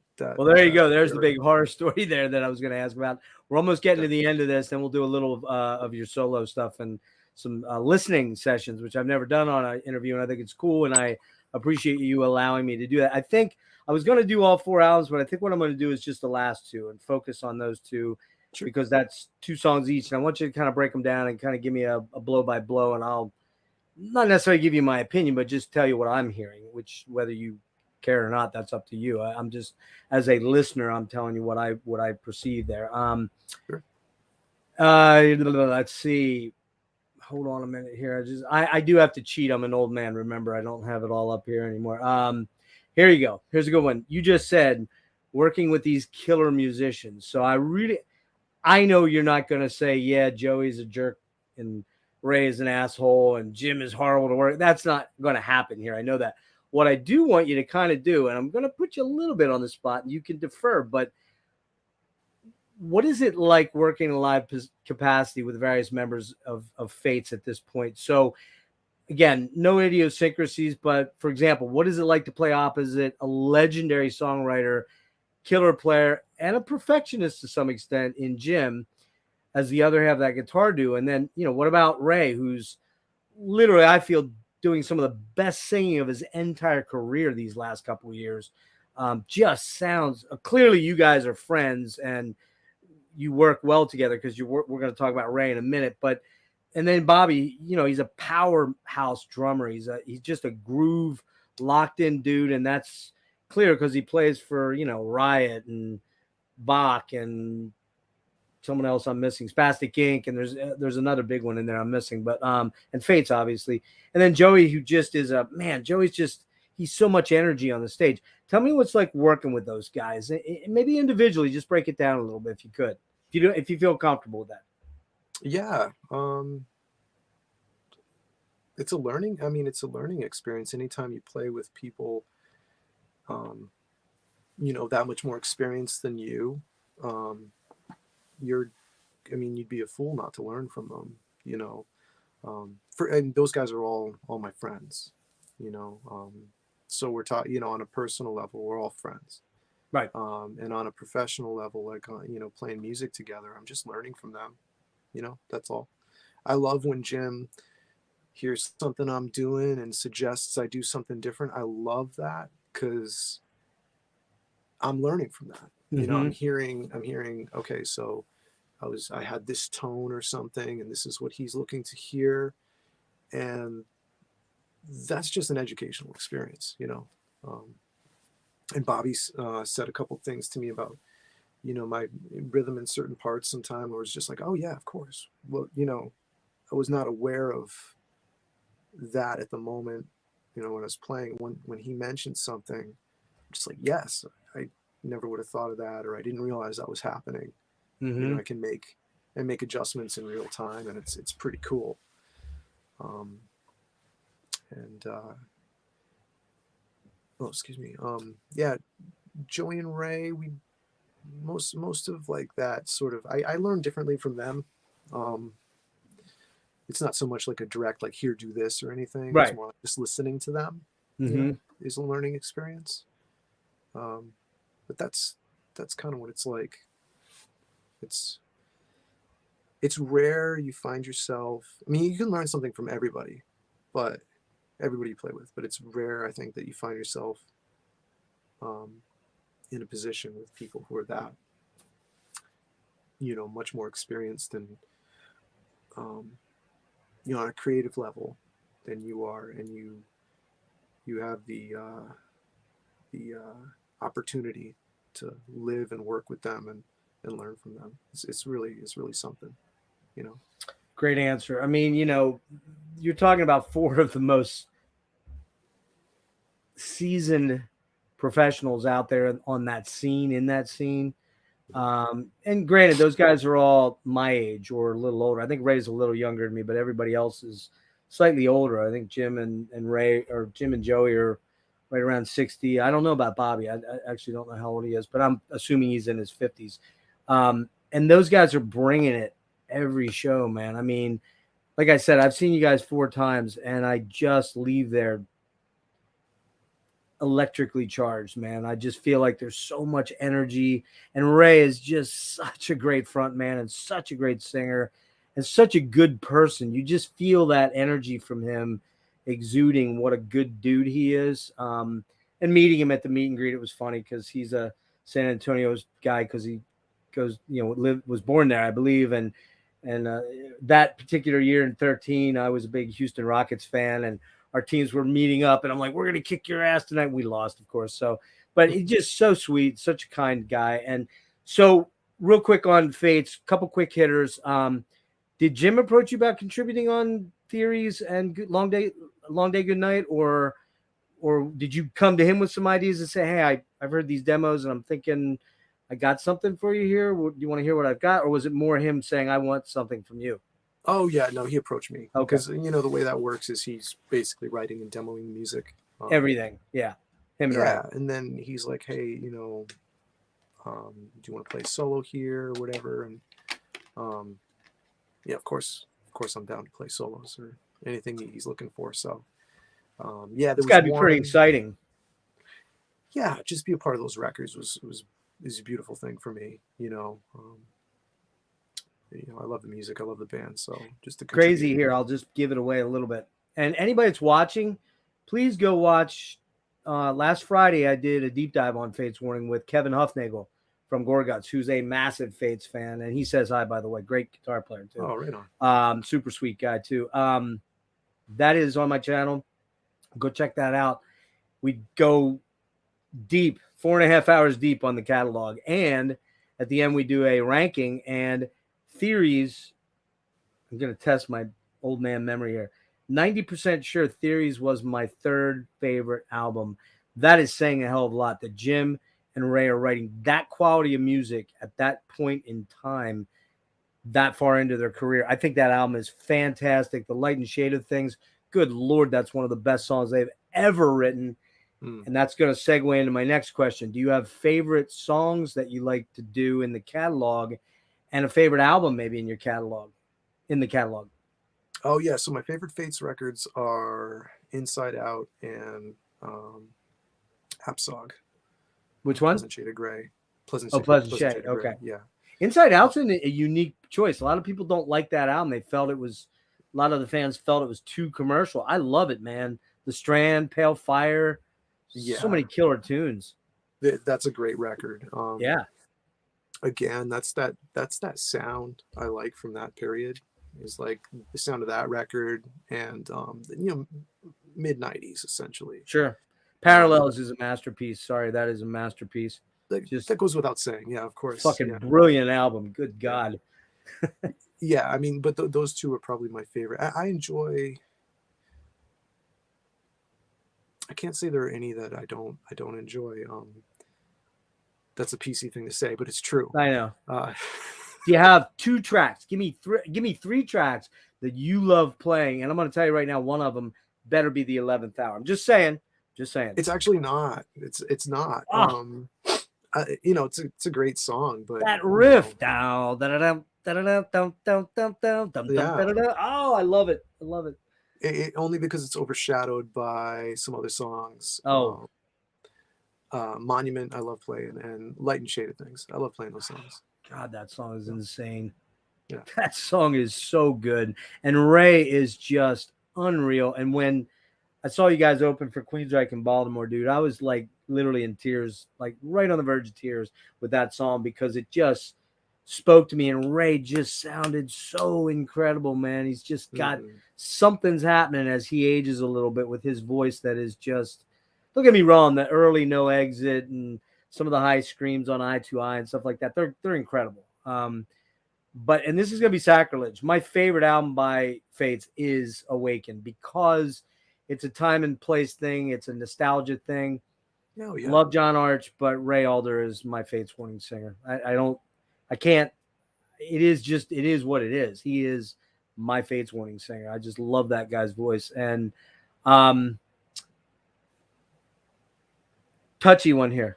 Get ready. It's the last Fates thing. Regarding the future of Fates, Ray animated after the album. And by the way, the last album, because it came out in the pandemic, I didn't give it quite the. I haven't given it quite the treatment I probably would normally, because there's just been too much insanity, and I have some health issues that are going on that really affect how I view a lot of stuff. And I'm still got a passion for music, but it affects things. Let's put it that way. But Ray animated when the album came out that he wasn't completely certain what the future of held for Fates, as there were no tour dates, obviously, because of the pandemic. I'm only going to ask you if you know the answer to this. Will there be more albums, or if you have an idea what's likely to happen in the future, i.e. touring, or are you just like, I don't know? I don't know. You don't know. Okay, I figured you'd say that. Even if you knew, I figured you'd say that. But I have a true feeling you don't really know. I think that only really Jim knows at this point, and I'm not even certain that Ray knows for sure. You know, I don't think. I think everyone's just kind of feeling it out. I don't think. Yeah. I don't think anybody's. There's been no doors closed. In other words. Oh, you froze up. Hold on, you froze up a minute. Nothing. Mike, you froze. Maybe move your phone a minute. Okay, do you hear me? Ah, crap. I can hear you. Yeah. Okay, you're frozen. Now you're back. Hold on. You're moving really slow. I don't know if it's your internet or mine. Okay. Looks like you're back. Kind of. Go ahead. Say what you said there about that. You don't know. Oh yeah. I mean, there's no. It's all just we're all friends, and we all keep in touch, and I don't think anybody knows exactly what's going to happen, with any of that. So. Well, I think speaking for all Fates fans, we all hope and pray there's at least touring. That would be, to at least kind of put a capstone if they're going to go out and say, well, this is the last tour for everything. Or, as far as recording, I know Jim did the Kings of Mercia thing, and he's got his Tuesday to the Sky, and he's got solo stuff. So who knows if there's another Arch Matheos out there. But, Jim, we still need you. We still need you to put great music out, because you and Ray and the rest of the cast are fucking incredible. Okay, moving on to Ray real quick, and then we're going to get to solo. Let's see. I think I got all that stuff. Oh, Was it tough to be away from home doing the Euro tours? Because I believe you have two young children now. I know you have a 5 or 6 year old daughter and a new one, relatively 2 or 3 year old. What was that like Oh being yeah. out there? Well, right now I have a 2 and 5 year old, but we haven't I haven't toured since 2019. So my oldest daughter was 2 years old then, um, and it was a short tour. When I was gone, actually that one wasn't short. That was a little long. That was like 4 or 5 weeks. Um, that's a long time to be away from your child. Yeah, your wife. But it's weird because, man, I haven't toured since then, and I want to. And Yeah, you really want to get out on it's the I road, miss I right? miss touring. I miss touring. So I guess I wouldn't really, I've done it before, touring, and yeah, I've toured before and been away with my from my kids, and it's hard, but it's kind of a trade-off. Um, Right. I could never be one of these bands that tours like 6 or 8 months a year. Um, Yeah, yeah, that's just too much for me on a creative level. I mean, you're on the road more than you're home. Um, yeah, yeah. Mike, let me 2020 was ask you. perfect, Let me ask you a because it was favor. like just the time away versus the time at home. It was like, you know, Mike, can I ask you a it favor? was it was a nice balance there. So Mike, can you hear me? Can you hear me? mhm, Can I ask you a favor? sure, Can we do about 30 minutes? I promise I'll cut it at 2. Can you go out and come back in? You're really I can hear choppy you. and stopping really bad. Do you want to try that? Okay. Sorry about that, guys. This is a funny comment by not 223. Jim cut Mike's Wi-Fi when I asked him about the future of Fates. It was like suddenly everything got wonky. Yeah, that was funny. Hysterical. Hope you guys are all enjoying this interview. Mike's such an amazingly cool guy and super duper duper great sport here. And I do have stuff coming up on Ray. We're going to wrap that up and then do a little bit of his solo stuff and try and get him out of here before midnight. So, or roughly. So I hope you guys are all enjoying this.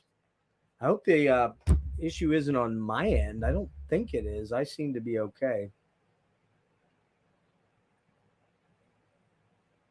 And Mike, if you're watching, you just hit that same link again. You can come back in on it. There we are.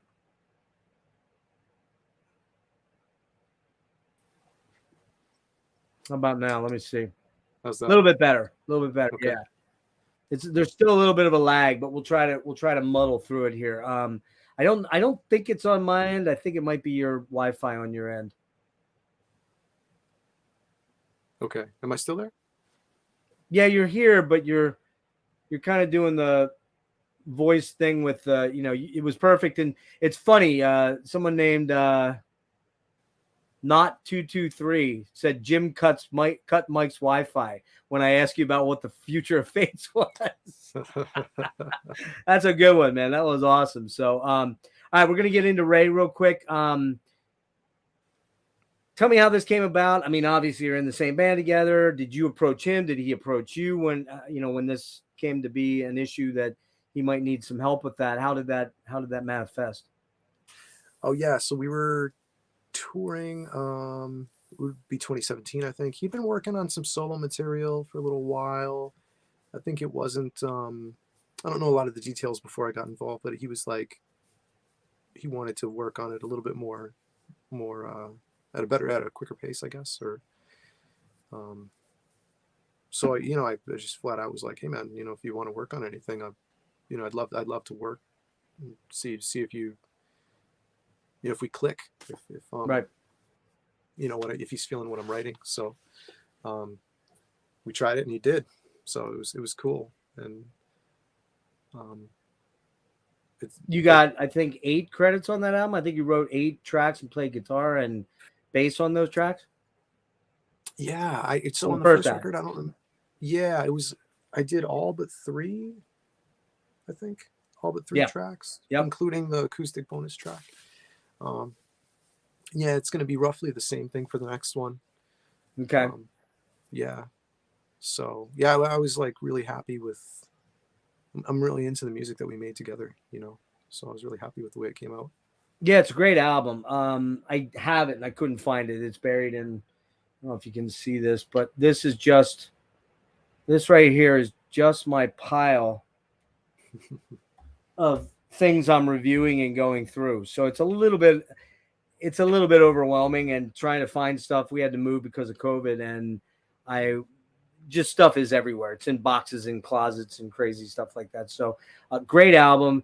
You mentioned number 2. It's going to be similar. That comes out June 16th, I think, or sometime in June. June 9th. 9th, okay, on Inside Out, I believe, right? Mm-hmm. And it's just Roman numeral 2, I believe. Yes. Yep. Okay. The thing I wanted to ask about that is, now, Ray's in Spain, obviously, right? So you're doing everything remotely. You're not flying over to Spain at all. And that's obviously all digital stuff, which gets into a few last minute questions here. What, you mostly written instrumental music for yourself. There are 2 tracks on the first album that are vocalist, and you did in earlier bands, you wrote some vocalist, or a lot of vocal type music, but was it any different writing Ray's material, this collaboration with Ray, as far as how you structured the songs, how you put them together in terms of what you're, and again, you have very melodic lines in most of your songs. You have very memorable. We talked about with the Satriani and Fates thing with Jim and with Frank. You kind of write a lot like that. And was there anything different that you did working with Ray that was a challenge? A challenge? No, not so much, because the challenge is always to connect with the vision that you have, or that the main artist has. So like Ray obviously is it's his solo project, right? So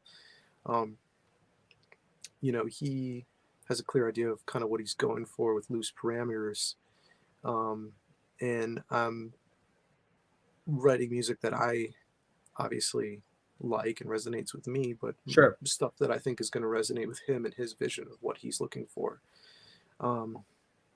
And so that's really the only challenge. It's not like a matter of, you're right. Like the majority of what I've written and released are instrumental songs, but I mean, what I listen to is probably half and half, like vocal and a lot of like, simple song structure, rock music, Right. As well as super progressive, instrumental music. So it's a matter of just like putting yourself in the right headspace. I know like we write dark music and we want it to be not progressive. And I try and write stuff that I feel like I want to hear, Ray's voice on. So you're writing with his voice in mind. Would resonate with him. Yeah, absolutely. It's not like, here are some songs that I wrote and you fit your why vocals don't you sing on them? Yeah. Yeah, it's more like sometimes he'll even give me some ideas like what he's looking for, and then I'll write something that I feel like he's going to identify with, hopefully. And not everything I've written he has identified with. There's some stragglers in what I've written, but sure. Fortunately the majority of it he has, and we're both really happy with the results. So anything in this new album, and again, you mentioned it, I think there, the new What the Water Wants is very emotive. There's a darkness to it, but it's not like death metal or something like that. It's nothing close to that. I would kind of put it in the pleasant shade of gray sphere as Fates, where it's a little bit more modern sounding, it's a little bit more driving, but it's not, it's not Dream Theater Prague where there's wanking all over the place, and it's very much showcase for Ray's voice, the melodies, which he is incredible at putting together. And so would you say that the new album is on a similar path, or is there something new in store here that we're going to hear that's really out of coloring outside the line, so to speak? Yeah, the new one is way heavier Ooh, than, yeah, it's at least, yeah, it's much heavier than what the water awesome. wants. Yeah, I played a lot more, just from my perspective, I played a lot more, lead guitar on this one. I purposefully didn't want to play much lead guitar at all on, on What the Water Wants, because I Mm-hmm. wanted to I did not want to really step into the songs too much. With this one, there's some songs that I didn't play, any leads on, because they didn't need it. It's not a requirement. But I did play a lot more on the songs, and they're a lot heavier. There are some that are super light too.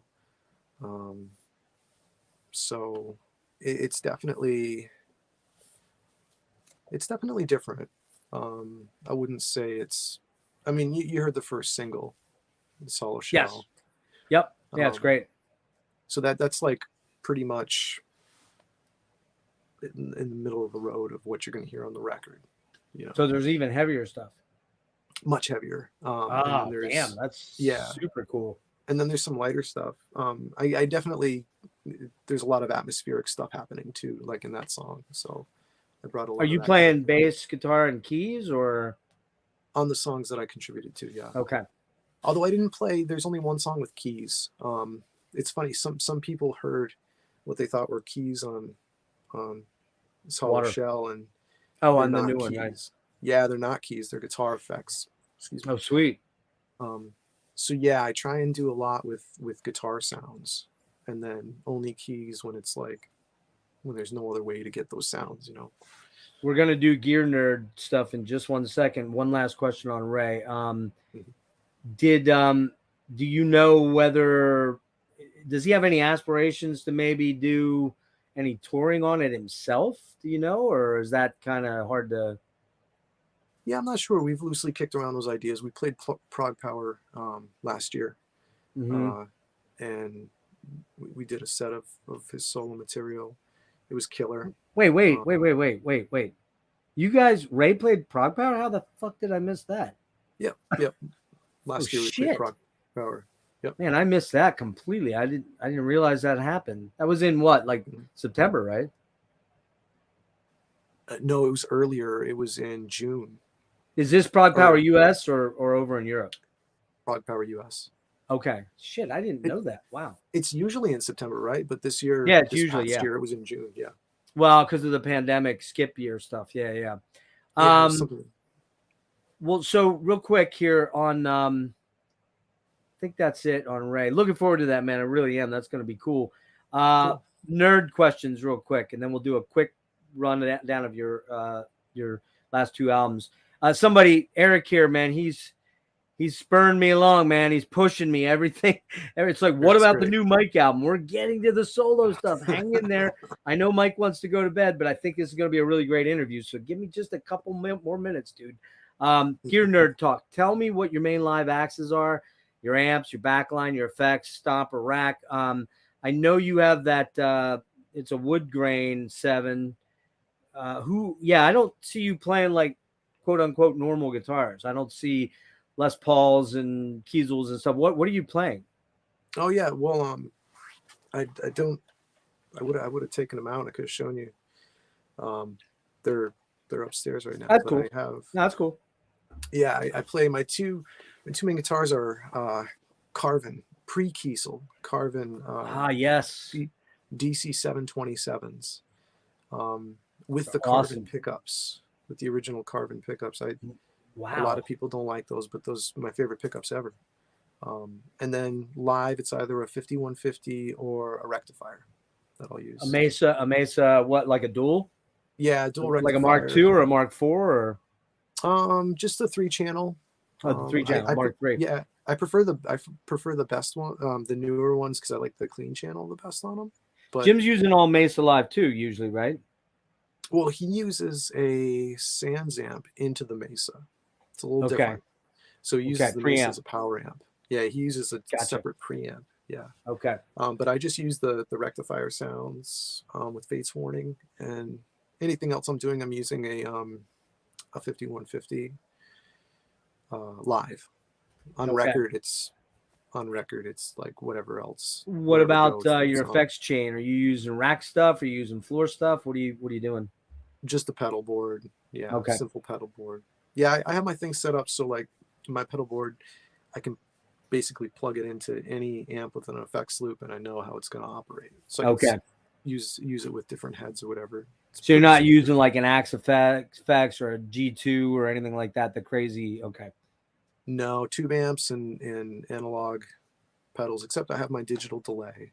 What pedals are you using specifically? I was going to ask you like what are your buy and die? What are your three you gotta have when you're anywhere? It's funny. Most of the sounds I use are just the guitar straight into the amp. All the pedals are bypassed. So I have for cleans, I have an Analog Man chorus that I like to put on for cleans. I love the sound of that. I have a Holy Grail reverb, that I put in the loop, and I have my Boss DD500 delay. Oh yeah, there you go. That's in the loop. Yeah, but I mean, do you push anything for like a boost? Do you use like a tube screamer or anything for a boost, or no? No, I have this Carl Martin compressor that I use. It's the Andy Timmons one, and I kind of use it like him. It's gentle compression, like ever so slightly, and it hits the front of the amp sometimes if I want more saturated lead sound. But it's pretty straight ahead. On record, it's totally different. Right. But that's my live setup. Well, okay. So I was going to ask you, what are you running at home then? What are you using as your DAW and your amp sims? I assume you're using some amp sims when you record. No, that's all. No. That's all tube, mic'd. Yeah. Well, I'm everything I record is mic'd. Wow. It's all a real amp mic'd. Nice. Yeah, so on the record I'm working on now, Eric might appreciate this. On the record I'm working on now, it's all the rhythms are all 5150. The lead is all I have an orange. I actually have a solid state orange amp that I use for the leads. Dude, which one? The Crush Pro 120, the same one that Ty Tabor's using. Fuck yeah, dude, that is a killer amp, man. Yeah, the tones are insane on that. That's for all the leads, and then for some like lower gain stuff, I'll use an OCD. I have some jetter pedals that I love that I'll do for some low gain stuff. So you're not actually those are like all my tones on record. You're not using any plugins for your stuff or for Ray or any of that? No, that's all as far as guitar. Yeah, it's all mic'd. And wow. Well, with Ray's record, you'll hear some reamping with there was a 90s dual rectifier used to reamp some of the rhythms. Okay. But it is, again, it's an amp mic'd up. So that's awesome, dude. That, I mean, because, well, I mean, what's your view of digital impulse responses and, the Kemper Axe profiling stuff or a Helix versus, clearly you kind of stated what your opinion is. You like to push air and you like the tube. Yeah, I mean, I don't really have an opinion on it because I don't use it, I will say I love the sounds that I get out of my stuff, and it would be much more expensive to get into one of those units, and I don't have an opinion on them because I don't use them, When you're traveling to like Europe and stuff, does Fates have a locker somewhere where they're keeping a lot of gear, or are you just getting backline that the festival or the club gives you, or what? Yeah, there's some rental companies that you can rent the backline through. Okay. So, yeah. I didn't know if they were traveling with their own shit or not. I figured probably not, because that's very expensive to do that. No, I travel with my pedal board. Right. And then rent guitar a and pedal dual board, rectifier. Yeah. Killer. So you don't use neural DSP, guitar rig, all that shit like that. I mean, it does open a lot of possibilities, but the possibilities are almost mind-boggling. They're almost too much to You know what I mean? It's like almost too much to sensory overload kind of thing with that kind of stuff. You know, it's like, and I'm not the brightest computer guy, so it's like, you know, I like you, I like to plug into an amp and just crank, you know. Yeah, you know, it's one of those things. I mean, I can't say it's one is better or worse than the other. That's a silly argument that some people try and make. It's just like whatever you like, that's what you like, and that's what you do, you know. And I mean, if I didn't have the ability to mic my stuff, and I was working just in my bedroom, and you know, I wanted to plug directly into something and directly into my computer, it's a no-brainer. You know, I would use like a Kemper or something, you know. By the way, I'm going to But share a picture of that's what the water wants for those that don't know it and come here later. That's Ray's first solo. I'm 19, right? 2019, I believe. Yeah, it might Yeah. have been I think it's 2018. Okay. And then here's the new one. And that is right here. And again, that's coming out June 9th from Inside Out with a lot of mic all over it, which is killer. And let's jump into your recordings real quick. What I kind of wanted to do, Mike, was I was going to play a little bit. Now, the problem I have is I don't have headphones on my laptop. So I'm going to play it, but I'm not going to hear it. I won't be able to actually hear it. So I think what I'll do is I'll play maybe half the track rather than do a whole track. And well, actually the two on ESO, I'm picking one that's like about 4 and another one that's 2. Doing Black Reach, and what else do I have in there? Black Reach and Now You're Gone. So yeah, about 5 minutes. Let's take a listen to a little bit of this. Some of you are going to obviously be very familiar with this, but some won't, because I know there's going to be people that come by that don't know it. So take a listen. This is Black Reach from ESO by Mike Abdow.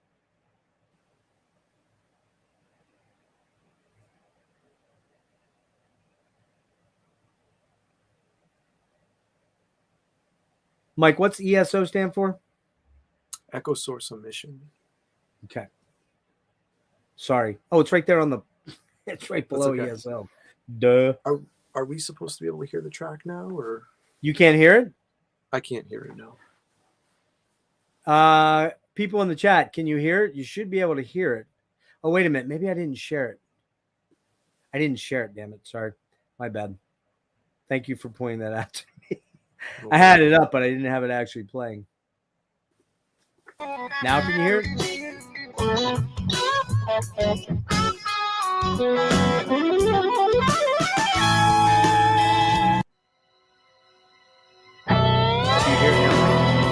Oh yeah. Okay. I'm going to let it go for about a minute or so, and I don't want to talk over it though. But get your thoughts together on Black Reach and what you're doing there.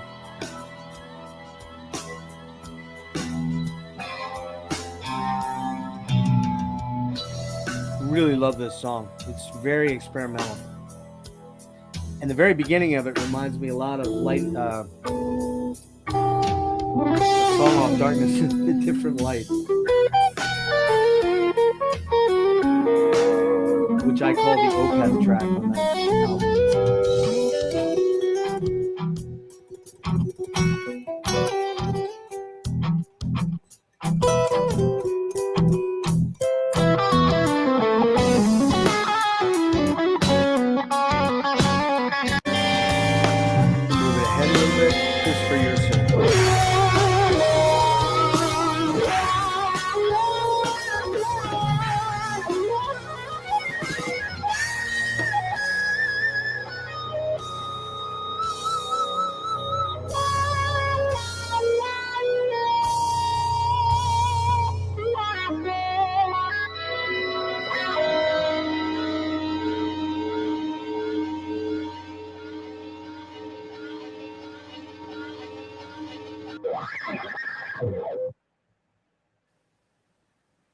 And now we're going to do a little taste of Now You're Gone,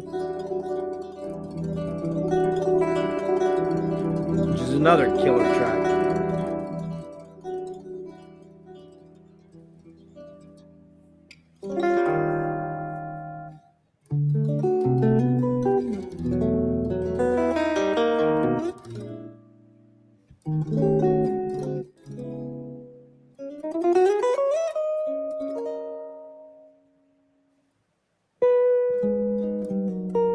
guess you've never done this before, right? Where someone's played your track while you're in a live stream, right?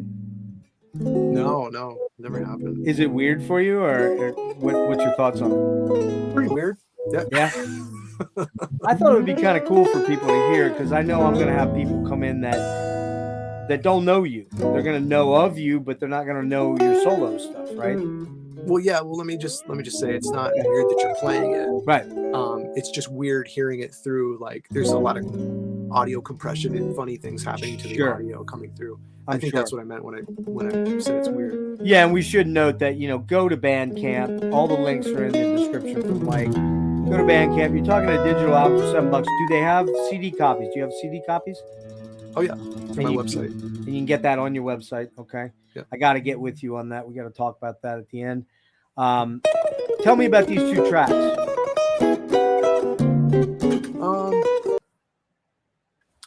Yeah. So. Or ESO as a whole. It's 2017. Yeah. Black Reach was you hit the nail on the head there. It was very experimental. It was named after, if there are any Skyrim fans out there.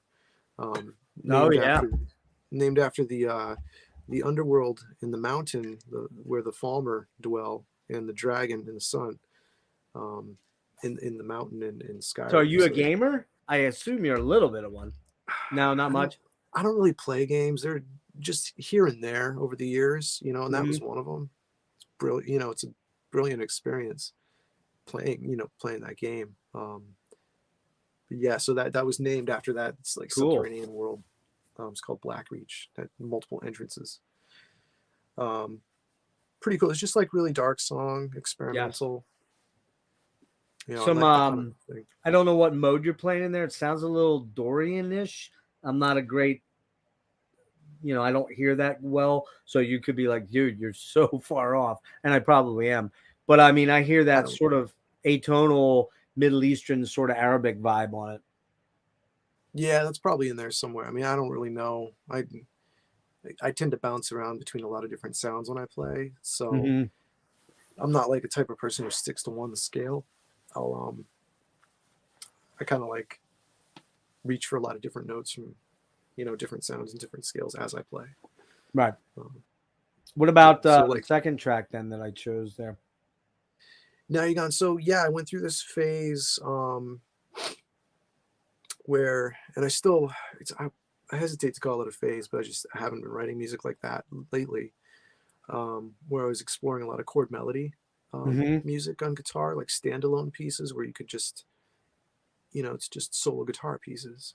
And so Now You're Gone and Facing East on the ESO record were those types of tracks. And you can hear a lot of like my love for, jazz music and absolutely. And Di Meola and those things, that's what I love about your playing, man. You incorporate, do I want to call it straight up fusion? No, not exactly, because of the backing, ensemble, whether it's you or I think you have a drummer on there that's not you, obviously, but there's a very fusion-y vibe to it without it being overly fusion-y. Like it's not McLaughlin and Di Meola like Return to Forever or that kind of thing, but it's very at its core. There's a really good jazzy, particularly on Now You're Gone. That has that very jazzy vibe to it, and you do a bunch of acoustic work on this album too. Towards the latter half of the album, that is really incredible too. It showcases you're not just this shred dude that just blows out all these licks, and what I really like about you a lot too is that. And you've seen it. I'm sure you've seen it on Instagram. There's 9 million kids out there now. They're 12 or 13 or 14 years old that can just shred balls off, and they're just blah, blah, blah, blah, blah. And you're like, yeah, but it doesn't say anything. It doesn't feel like anything. Not denigrating them, but you have a real feel for melody in all your songs. It's paramount, and it comes through in your lead lines. You do some alternate picking. Really quick alternate picking Gambali type stuff, but then your sweeping is always tasteful, is what I think I'm getting at. Thank you. That's super complimentary. you know, well, there are two things to say about that. I'm not as good as those kids. I never could be. Neither am And I, so, man. Not I mean, even close. it limits your choices as far as what you can do, you know. But you know what? I think for me, what really was like an eye opener, and this happened very early on, was, um, you know, excuse me, when I was exploring music and I started getting into like Demiola records. And I don't write music like Al, but this is like one of the huge takeaways. Excuse me. I had some coffee, so I'm a little indigestion. That's all right. Yeah, one of the huge takeaways was like, you know, I started getting into Al's records. I would buy a record. I'd say, oh, I'm going to hear some crazy guitar playing because he's such a great guitar player. That's what everybody says. And I wouldn't hear this crazy pyrotechnic music. You know, I would hear like these intensely deep arrangements Yes, with with Al, sure. with the most beautiful sounding guitar playing. And then here and there I'd hear like this like really fiery stuff. It's like, whoa, I guess that's what everybody talks about. But at the time I was like, I thought that's what they were talking about, but that's not really that was exciting to hear. But I was just like being, you know, baked into this incredible music. The grand his I think it was 2000, the Grand Passion um release with the orchestra, and he's playing Yeah, nylon string. great That is album. like, yeah, I'm so happy you know that one. That's like just like that's a record, you know. I hear any part of it, it'll bring me to tears. It's just, it's beautiful, you know. Have you So heard his when Beatles the Beatles album where he does all I have, you know, flamenco, well, not flamenco, acoustic nylon treatments of Beatles songs, and it's mhm, just amazing because he's a huge Beatles fan. I mean, I go back to Casino and Elegant Gypsy; those are kind of my what's the one with the cat on it? Electric Rendezvous, I think it is. yeah, yeah, You know, killer stuff. But and the thing about the thing I love about Al, man, you know, when he was doing this crazy alternate speed picking, you know, everybody was like, yeah, man, you know, you can do that. And it's like, you just bitch about it because you can't do it. That's his line about that is great. You just bitch about it because you can't do it. And of course, you well, got Friday Night in San Francisco with Paco and, you know, John McLaughlin, one of the greatest acoustic albums ever recorded. Al's one of my big influences. I play a lot like him because I do a lot of alternate legato stuff, which you do a lot of legato, which I love your legato. It's very, it's flowing. It's always moving and it's always melodic too. It's not angular dissonant. I love angular dissonant stuff. That's why I listen to Gorguts and weird death metal and shit like that. But you're really bring that to the fore. Eric, I'm gonna move on because I want to get Mike out of here in the next 10 minutes. I promised him I wouldn't kill him with a 3-hour interview. But are you cool for 10, 15 minutes tops? of course, yeah, of All right, course. man. We'll blow through it. I hope you've enjoyed this experience. Yeah, you're very well researched, and it's been, you're like, you know, all about my stuff. It's really cool, you know, Thanks, to man. talk with you about it. Yeah, I want to get into Heart Signal, which is a fantastic album. I really, ESO was really good, really good. Heart Signal, I think you jumped a level. Now you do have two Thank you. pretty killer players on it. You got one Tony Franklin on bass, which is pretty neat. Hard to mimic what that guy brings and what he does. And then on drums, Dan was his name, Sean Denault. Sean Denault. And where's he from? Yeah, Sean's from Rhode Island. He's kind of local to me, and so I started playing with him. Um, I guess he really wanted to. He started playing with me. We kind of hooked up through a mutual friend, and he's way into the music, and we play together because we take this music to a live setting together. Okay. Um, Uh-oh. and, Did I lose you? Yeah, you're really slow. Damn it. All right, am I hang loose still a there? sec, Mike. Hold your thoughts for a minute. I'm going to play a song off here. We'll get your thoughts on it, and then I'll come back to you, and hopefully the signal will clear up. We're not, the Wi-Fi gods are not being kind to us this last 45, 50 minutes. Okay. Hang loose one sec, okay? Yep. All right, we're going to go with Shit, let me look at my notes. I apologize. I want to look at which ones I wanted to pull up. I want to pull up Heart Signal and Nature of Play. All right, I got to go with Nature of Play first. Really love this track. The ending track is super cool. It's got a real fuse in the undercarriage, so to speak. It's very propulsive in the vein of maybe like Planet X from McAlpine and Sharinian and Portnoy. Really groovy and funky. Tony's bass playing and the drumming really pushed the song forward. Killer chops. Let's listen in 2 minutes here.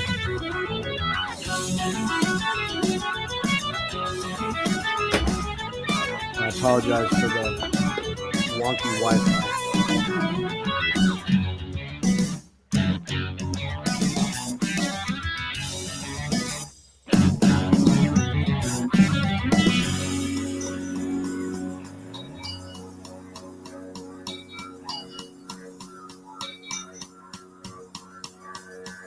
I'm gonna move it ahead a little bit towards the end.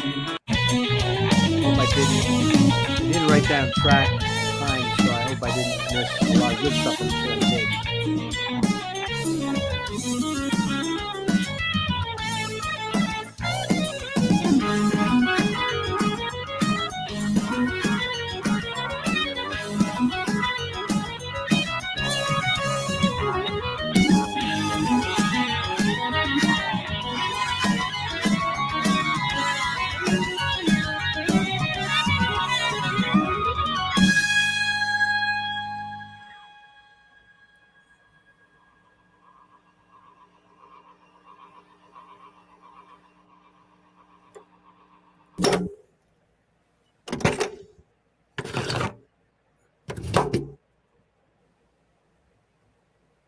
Okay, and I'm going to do about a minute or so of Heart Signal, which I think is another standout track on this album. Very shoegazy, but emotionally intense.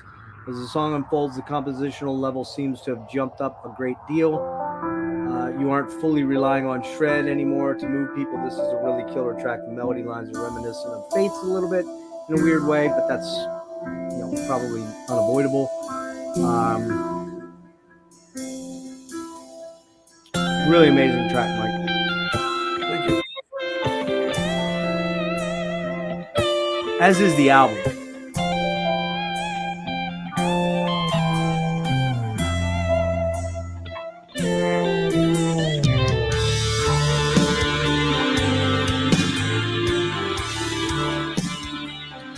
And I'm going to move ahead to the final minute here. Sorry to do that to you, Mike. I don't want to keep you all night, so I hate to chop your tracks up, but I just want people to get a sense of what you're about. I'm going to do the last minute here.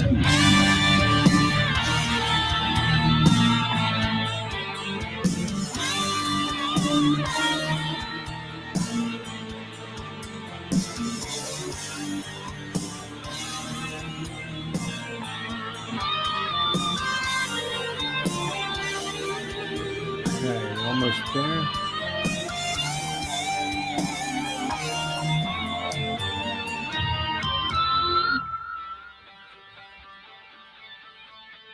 I do really like Tony's playing on this album. It's really, really killer.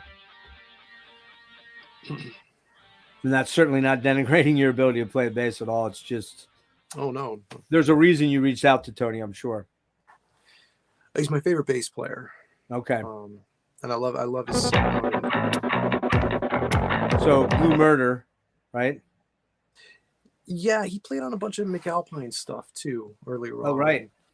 He just, I mean, like, it's just his voice on the instrument is just so incredible to me. And yeah, tell me about those tracks, a little bit about them. Yeah, so Nature of Play was written kind of like the beginning of it was kind of this experimental hybrid picking thing. I was, classical thing I was fooling around with. I wanted to turn it into kind of like traditional, like, jazz piece where almost like there's like an A-B section, and I don't even remember the form of the front of Nature of Play. Right.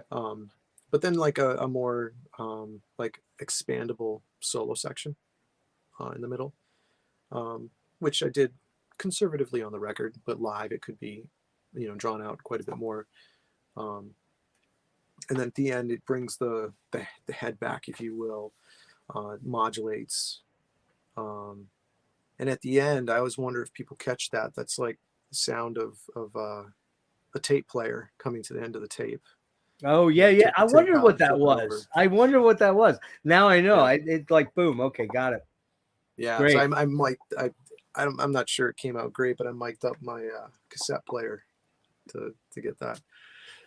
Sweet. Lynn wants to Almost like you're know. listening on cassette. Lynn wants to know about the new solo album. What can we expect? When can we expect? What's going on there? It'll be out this summer, late summer. That's what I'm shooting for. I was mentioning earlier. I was just our interview so late because I was out at a recording session with Sean. Oh, Just okay. finishing up some of the drums. Yeah, they're coming out killer. And Are you using Tony again, or what? Are you doing the bass, or what's? No, I play bass on this one. Okay.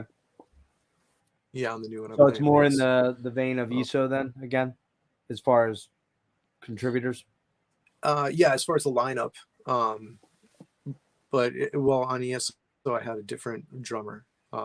Okay, right. Sean Did wasn't on ESO. You have this band Aquanett, right? And that's your your cover again, band. It's like just me and drums. Yeah, right. That's what I meant by band, same. Yeah, right. You have this band Aquanett. You play locally, or do you travel a little bit, or you just locally in the area? Oh yeah, it's a regional cover band. So like tomorrow, I'm playing tomorrow night. My gig's about 2 hours away. Oh damn. Yeah, so we'll do that, and I'll leave there at about 12:30 or 1. Grab a coffee and head home. What material what material are you doing? Stuff like Rad and the 80s stuff, or what are you doing? Bon Jovi? Yeah, exactly. Yeah. It's 80s cover band. So that's awesome. I play with that band year round. Yeah, that's my main gig year round at home, you know. I'm sure you're aware of Ben Eller, right? You know who Ben Eller is, right? Oh yeah, I know who that is, yeah. Yeah. I mean, him and Andy have that skank banger thing that they do, which is all the 80s, cover stuff. And I mean, obviously two fucking insanely good players. I can't imagine what that would be like watching those guys together. That's got to be a lot of fun. Seem like great dudes too. Really, really good dudes. Last 2-3 things here. Clearly your tastes as far as what you play and release are kind of rooted in the melodic metal, hard rock, proggy, fusiony, jazz realm. What other kind of music do you enjoy? And tell me what's on your playlist. If you even listen to music. Maybe you don't. I listen to music all the time. Okay. Let's see. I've been listening to one of the more recent Vinnie Moore records, Soul Shifter. I think it's like 2017, 2018. He put that out. I missed that. What was the name of the band? Vinnie Moore. Oh, Vinnie Moore. Yeah. Vinnie Moore record. Yeah. Yes. I've been listening to that. I listened to a lot of Stabbing Westward. Oh, nice. Yeah, I got into this band, the Birthday Massacre, recently. They're out of Canada. I think they're out of Toronto. Okay, not familiar. It's kind of like like kind of new wave gothic stuff. Great sound, great killer band. It's just like, kind of similar to Stabbing Westward vibe. Oh, nice. Just a little bit. What was that album? Not as much energy, I would say. What's the first Stabbing Westward album with? Damn it. Yeah, really cool band. What's the name of that song? What do I gotta do? What I gotta do to make you want me? What? Oh shit! And Save Me. I guess is that on Darkest Days? Yeah. Cool band. They were unique. That's on Darkest Days. Yeah. Yeah, they were kind of unique. They took that. Those are 2 great records. Yeah. Do you know Vast? VAST? No. Okay. You like Stabbing Westward? look up the first Vast record, VAST. I think you're going to love it. That's in that vein. Dark, gothic, super freaking cool. Lots of really memorable heavy riffs. And it was in that period of I believe the early, late 90s, early 2000s, where you remember the band Enigma when they were doing the monk chants and stuff like that. Oh, He yeah. pulls some of that in, but it's super cool the way he uses it. I think Vast. Check that one out. That's cool. Oh, I remember that. Cool. All right. I think had two more quick questions. Thoughts on theory and whether we talked about it a little bit, whether it's really necessary to play metal or rock guitar. Does it help you be a better writer, player, and soloist as far as theory?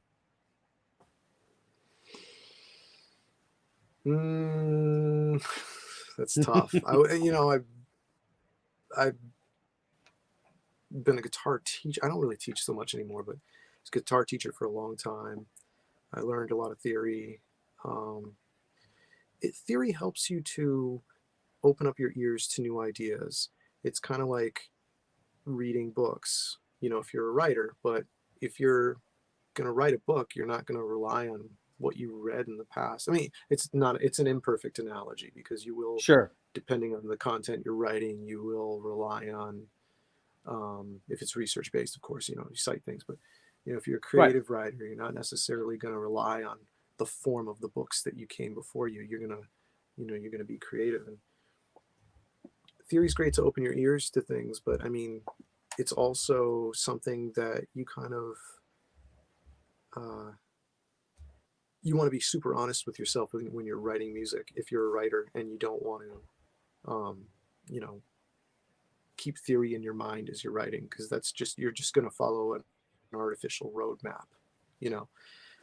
My guitar teacher in college said it the best. He's like, yeah, you got to learn all this stuff, and then when you go to play, you got to forget it all. Forget it all. You got to forget it all. I've heard that before. And you just got to play what you hear. Yeah. And that says it all. So. All right, man. Yeah, I don't think. Last question. I'm going to let you get out of here. You have two daughters, and I'd like to know how being a father has affected your professional life aspirations and your creative drive and inspiration. Because I think that's a really important thing to look at. Because you seem like a really grounded, empathetic, cool guy. I got that out of that one long interview that you did, and I'm not going to keep you quite as long as him, but close. But just you seem like, when I met you, you were pretty young. I mean, I was 47. You were probably in your 20s. How old were you when you joined Fates? Almost I think 30 or 29 or 30. I think 30. Yeah. And you just were super nice and super gracious and really a wonderful guy. And you exude that. But I'm wondering, like, having kids, man, it changes everything. Anybody that doesn't have kids doesn't understand that. But it changes your outlook on pretty much everything. I'm just curious if you could kind of expand on that a little bit, how it affects you. Yeah. In so many ways, it's pretty tough to know where to start. As far as the easiest thing to address is like, logistics. So, I mean, if you're a present parent for your kids, then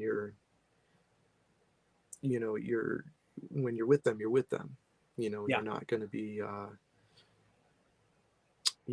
doing something else, I guess. So essentially what that has done is pushed a lot of my work into time when I should be sleeping, Yeah. So you're existing on 4 or 5 hours of sleep and lots of caffeine. Yeah. And regular burnouts. Yeah. And I think what that does to you is it really makes you, ask yourself, it really puts the things that matter in the forefront of your existence. So, and you realize how much you care about music when you, you're still making that decision to continue to work when your whole body is screaming, go to sleep. Yeah, right. Like right now, I'm guessing, right? No, this is like halfway through my night. I mean, Yeah, you got shit. You probably got shit you got to do after this. First of all, Dina, Sorry if I pronounced that wrong. Thank you, Jeff and Mike, for bringing us this awesome interview. Yeah, I wish the internet would have cooperated a little bit, because it was going so well until I asked the dreaded "What's going on with Fate's" question, and so somehow the universe said, "No, no, no, no, no. We're just going to make this complicated." But the audio's here, and I'll note it I'll put a note, pin a comment in there. Couple things to quick mention, and I'm going to get Mike out of here. Mike, first of all, man, thank you so much for this. It's a wonderful conversation. Thank you. I hope I didn't overstep too much. I get excited and I want to talk about certain things, and I hope I did pretty well on that front. You and I had a little conversation about some other things you've done in the past that were interesting. Let's put it that way. As far as from an interviewing perspective, Mike's stuff is in stuff. His socials are in the description below. Website, Bandcamp, Instagram. I think that's it. I think I got all three in there. Maybe Facebook too, I think, is in there as well. I want to thank all of his fans that popped in on this, all of my subs that are going to come and check this out in the next coming days. Thank you. Stay with this interview. Even though the video gets a little weird, the audio is fine, and it's really worth listening to what Mike has to say. Valuable, valuable stuff that he has to say. And, I always say valuable things, of course. Just kidding. Mm-hmm. Yeah, so do that. And the other quick notes are tomorrow at 2 p.m. Eastern Standard Time, I will be speaking to Frank Marino, the Frank Marino. Just mind fucking blowing that I'm going to talk to Frank Marino. Honestly, I don't think I'll sleep tonight, and that kind of has me a little worried. So, and I've got some more to work on with his interview. So you saw how I worked on your interview, Mike. Imagine what I got to do for Frank. It's scaring the hell out of me, actually. I don't think I have him for 2 hours and 20 minutes, though. So Frank Marino tomorrow at 2 at 6 p.m. tomorrow night. Craig Lo Cicero from Forbidden, Reborn. Forbidden is back. Yes. The Bay Area thrash legends are back. And we've got, Craig from Dress the Dead and the Boneless Ones. So be there for that. On Tuesday, my daughter Maddie and Eric Berg from Psychic Vacuum, we're going to do the second phase of the Bowie catalog, from Station to Station to Never Let Me Down. And then on Friday, I'm doing a transatlantic collaboration with John McMeechan from Rock and Metal Plus. We're going to do the Fish solo catalog. So those are the things in the works. There's also an interview with Aaron Turner that I'm trying to, from Isis, Sumac, etc., Hydra Head. Going to be talking to him next Saturday, I believe. Don't know exactly for sure, so hold on that one. And Luke LeMay from Gorguts. That's coming. So, Mike, I want to thank you so much, man. Thank you so much for being here. I really appreciate it. Just some amazingly cool stuff that you put out there. And, I wish you good luck. And hopefully, if I'm here in the future, if Fates goes out, I'll definitely be there cheering you on and saying hello after the show. That's awesome. Thanks so much, Jeff. It was great talking. All right, man. Hang on a sec. I'm going to end the stream. Just hang on 1 sec for me. I'll talk to you one moment before we leave. And everybody else, thank you and have a good night. Thanks for hanging out. It's kind of late on a Thursday night, but it was worth it. So hang on, Mike.